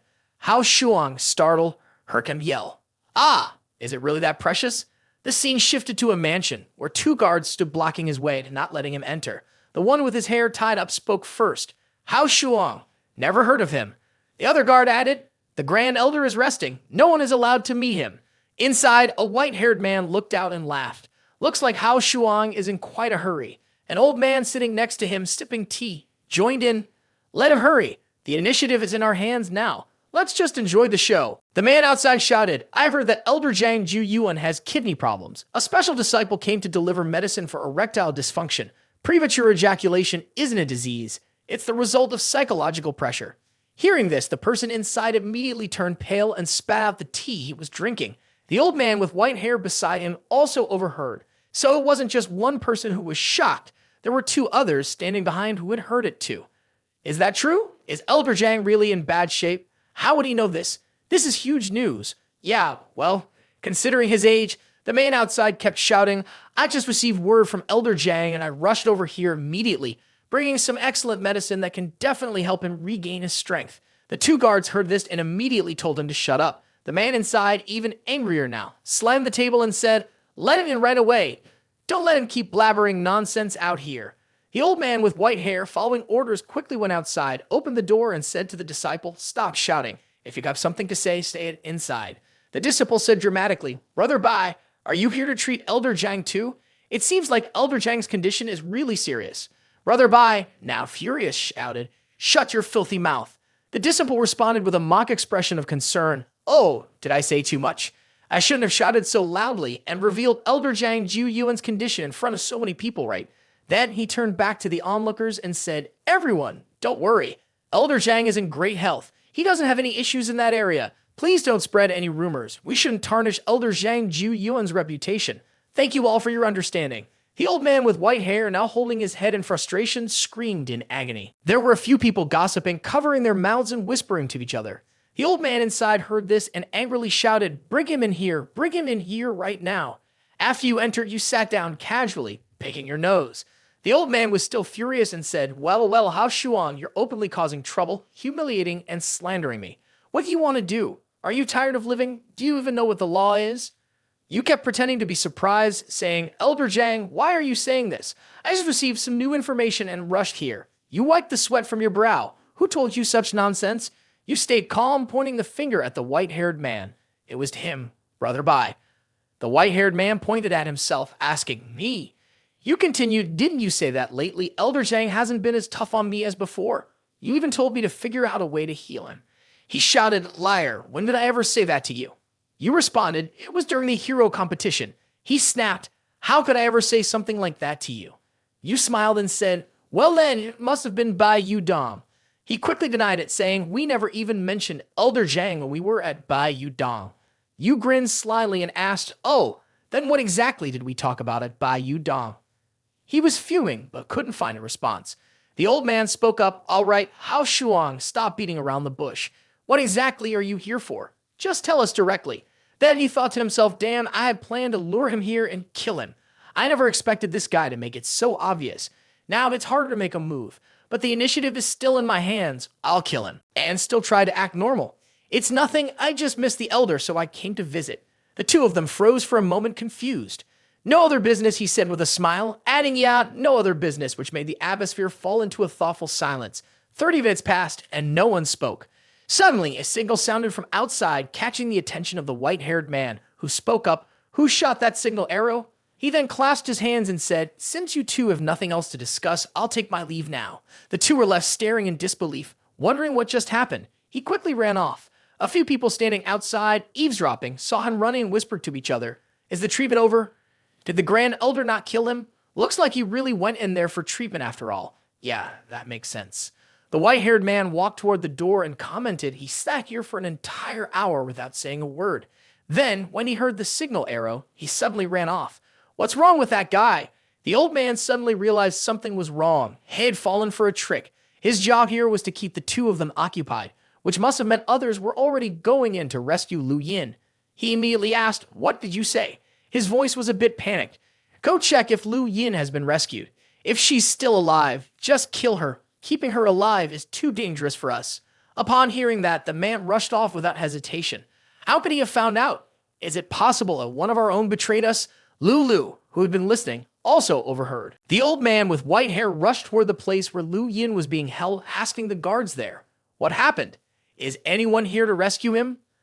The guards responded, everything is normal, no one is here. Hao Shuang suddenly jumped out, raising his hand to strike at him, saying, gotcha. He was startled and quickly turned around, immediately crouching to dodge the move, then said, I didn't expect you to lead me into this. What's with all the tricks? No wonder you're from the city. Too bad luck is on my side. No matter how sneaky you get, you won't gain anything from this. He chuckled and replied, not so fast, I've already pulled a hair from you. The man froze, and at that moment, a subordinate held up a mirror for him to see, and he screamed, my hair! He shouted so loudly that the guards immediately rushed forward. He sneered and said, you're really a fool. If you've already captured my girlfriend, you must have prepared everything. This is the 8 Trigram's Golden Seal formation. Once it starts, even gods and demons would struggle to break it. Today will be your last day. The soldiers immediately surrounded him in a circle. He kept his calm and said, let's see what you can do. Then they charged at him. He released sparks of lightning, jumping around, cursing. Damn it, the only thing I can do is run up there. The white-haired man below sneered, you fell for the trap. If you jump up, you'll become a living target. At that moment, the soldiers used their powers to jump toward him, but to him, it was nothing more than child's play. He activated his shield, making it impossible for the soldiers to get close enough to strike. Seeing this, the man was a little panicked, but still ordered the attack to continue, wondering how much longer the guy could keep resisting. He sent a bolt of lightning toward the white-haired man, causing him to widen his eyes. Could it be the legendary sharpshooter? A massive bolt of lightning shot straight at him. The guy jumped down, snorted, and spared him for now. He still had to take a beating later. It was truly a strange habit. Meanwhile, Lu Yin, tied to a post, cried out for help. Is anyone there? Please get me out of here. The soldiers who had just gained up on him were now rushing toward her, causing her to panic and shout, what do you want from me? The people bowed their heads and knelt down, apologizing to her. We were blind and didn't see the obvious. We've offended you. Please forgive us. He walked over and kicked one of them in the back, saying, move aside, stay on your knees. No one is allowed to stand up without my permission. Lu Yin asked, why are you just getting back now? Bai Yu is a traitor. He smiled brightly at her and said, I know. I've dealt with him. He's being locked up outside for self-reflection. She angrily said, that bastard, I'm definitely going to tear him apart. He stalked her. Not yet. Keeping him alive is actually useful. She asked, how is it useful? He smiled and said, I plan to use him to take down Zhang Ju Yuan. Bai Yu slowly woke up in a dark space. His master stood beside him, his gaze sharp as if it could pierce through his soul. The master looked at him sternly and asked, "Are you awake?" Bai Yu nervously stammered, "Master." The master immediately interrupted, "Shut up. You don't have the right to call me that." His voice was cold like a sharp blade. Bai Yu felt a wave of fear wash over him from the harshness of his words. "You've been looking at other mountains while standing on this one, haven't you? Quickly confess to everything you've done." Bai Yu lowered his head, not daring to meet his master's eyes, and spoke softly. "Haven't you all already figured it all out? If you want to kill me, go ahead." The girl standing beside him spoke up. "Bai Yu, if you can point out Zhang Ju Yuan's crimes, especially helping us completely wipe out the spies from Heavenly Phenomenon Enlightenment on the mountain, I can guarantee your life." He laughed loudly upon hearing this. "Guarantee my life? Do you really have the power to do that? If you didn't say anything, maybe I could survive, but if you do, I'll definitely die, no doubt about it." The rules were clear. Any disciple who betrayed the sect would face the harshest punishment, but it only meant their cultivation would be stripped away and they'd be kicked off the mountain. His master, the mountain's lord, would never go against the rules laid down by the ancestors. His master was speechless, frustrated by the stubbornness of his disciple. Without hesitation, he prepared to act, thinking, "I'll just strip him of his cultivation first." Suddenly, a hand stopped him. It was Hao Shuang. He smiled and said, "Master, don't rush. Let him think it over a bit more." The master paused, looking at him in confusion. "After everything that's happened, you're still holding out hope?" he thought. He was surprised that Hao Shuang could actually stop him. Hao Shuang's strength had grown incredibly fast. Hao Shuang continued, "In the end, he's already got wings. It's hard for him to escape now. Let him think carefully and we can strip his cultivation tomorrow if need be." Bai Yu yelled, "Dream on. I won't say a word, not even one." Then the three of them turned away, leaving him behind. After they went outside, the master asked, "Tell me, what are you up to this time?" He replied, "Huh? How did you know?" The master said, "Humph, you think your tricks can fool me? You don't have good intentions, and by tomorrow, you'll probably have some new plan." He smiled and pushed the master lightly. "If I can get him to talk, do you think you can help me track down the whereabouts of the scripture of the profound stem of the 9 heavens? The master was surprised. "I've told you before, the secret lies within the river diagram and Lu writing. Even I can't access it without the approval of the 3 elders." He said, "The Grand Elder, Lu Elder, and Zhang Ju Yuan. If they were overthrown, they definitely helped me out." It turned out the woman with the 2 men was Elder Lu. She said, "Huff, I never said I would help you. The river diagram and Lu writing are high-level secrets. How could I help you with your personal matters?" He whispered in her ear, "If you help me, I'll give you a full-body massage again." She blushed and coughed a few times. "The rules are clear. If you're in a life-or-death situation, I might make an exception, but only once." That night, the man grinned maliciously and said, "With this, I'm relieved. Tonight, I'll make him cry and confess everything, playing mind games with me. He's still too inexperienced." Just then, someone rushed in with urgent news. "Master, bad news. Bai Yu has been captured by Hao Shuang. The woman has been rescued." The man calmly replied, "What's the worry? They're all his people. What does it have to do with us? As long as Bai Yu isn't an idiot, he won't give us away." The person, still worried, said, "Even though the Heavenly Master doesn't know him, Hao Shuang has never been one to follow the rules. Do you think we prepared for this?" The man didn't respond, lost in thought. The scene shifts to Bai Yu, swearing in frustration, "Damn it, if it weren't for my meridians being sealed, there's no way I'd be trapped by these ropes." He heard a noise and looked up, surprised. "Who's there? What's going on?" Then, a person kicked open the door. It was the one who had captured Lu Yin. Seeing him, Bai Yu's face lit up with relief. "Great. I knew the elder wouldn't leave me hanging. Hurry, get me out of here." The other person coldly replied, "His order is to kill you on the spot." Bai Yu, terrified, quickly tried to explain. "What are you talking about? I can say anything. You can't." While speaking, Bai Yu suddenly realized something and immediately said, "I knew it. You're Hao Shuang in disguise. You're trying to drive a wedge between us. Take off your mask." The masked man, holding a knife, was about to stab Bai Yu. He coldly stared at him and said, "Don't worry. Your journey to the afterlife will be smooth." Hearing that he was about to be sent to heaven, Bai Yu finally became scared. He closed his eyes and shouted, "Help! Someone save me!" At that moment, Hao Shuang appeared out of nowhere behind the masked man. As Hao Shuang prepared to punch him, he said, "Did I give you permission to kill my people?" The masked man quickly dodged Hao Shuang's attack, leaving Hao Shuang stunned with wide eyes. The man then kicked Hao Shuang, sending him crashing into the wall. Bai Yu watched Hao Shuang being kicked, then touched his face, still suspicious of him. He warned, speaking to Hao Shuang, who was wiping blood from his mouth, "Hao Shuang, do you think this little act is fun? Don't think that sending someone to kill me will make me tell the truth." Hao Shuang, despite his injuries, glared at Bai Yu, cursing, You fool. Can't you see the clothes I'm wearing? Yes, I was trying to impersonate Zhang Ju Yuan to deceive you, but the master behind this is definitely not someone I arranged. Bai Yu still didn't trust Hao Shuang. He stubbornly argued, you're just putting on an act. Don't think you can fool me.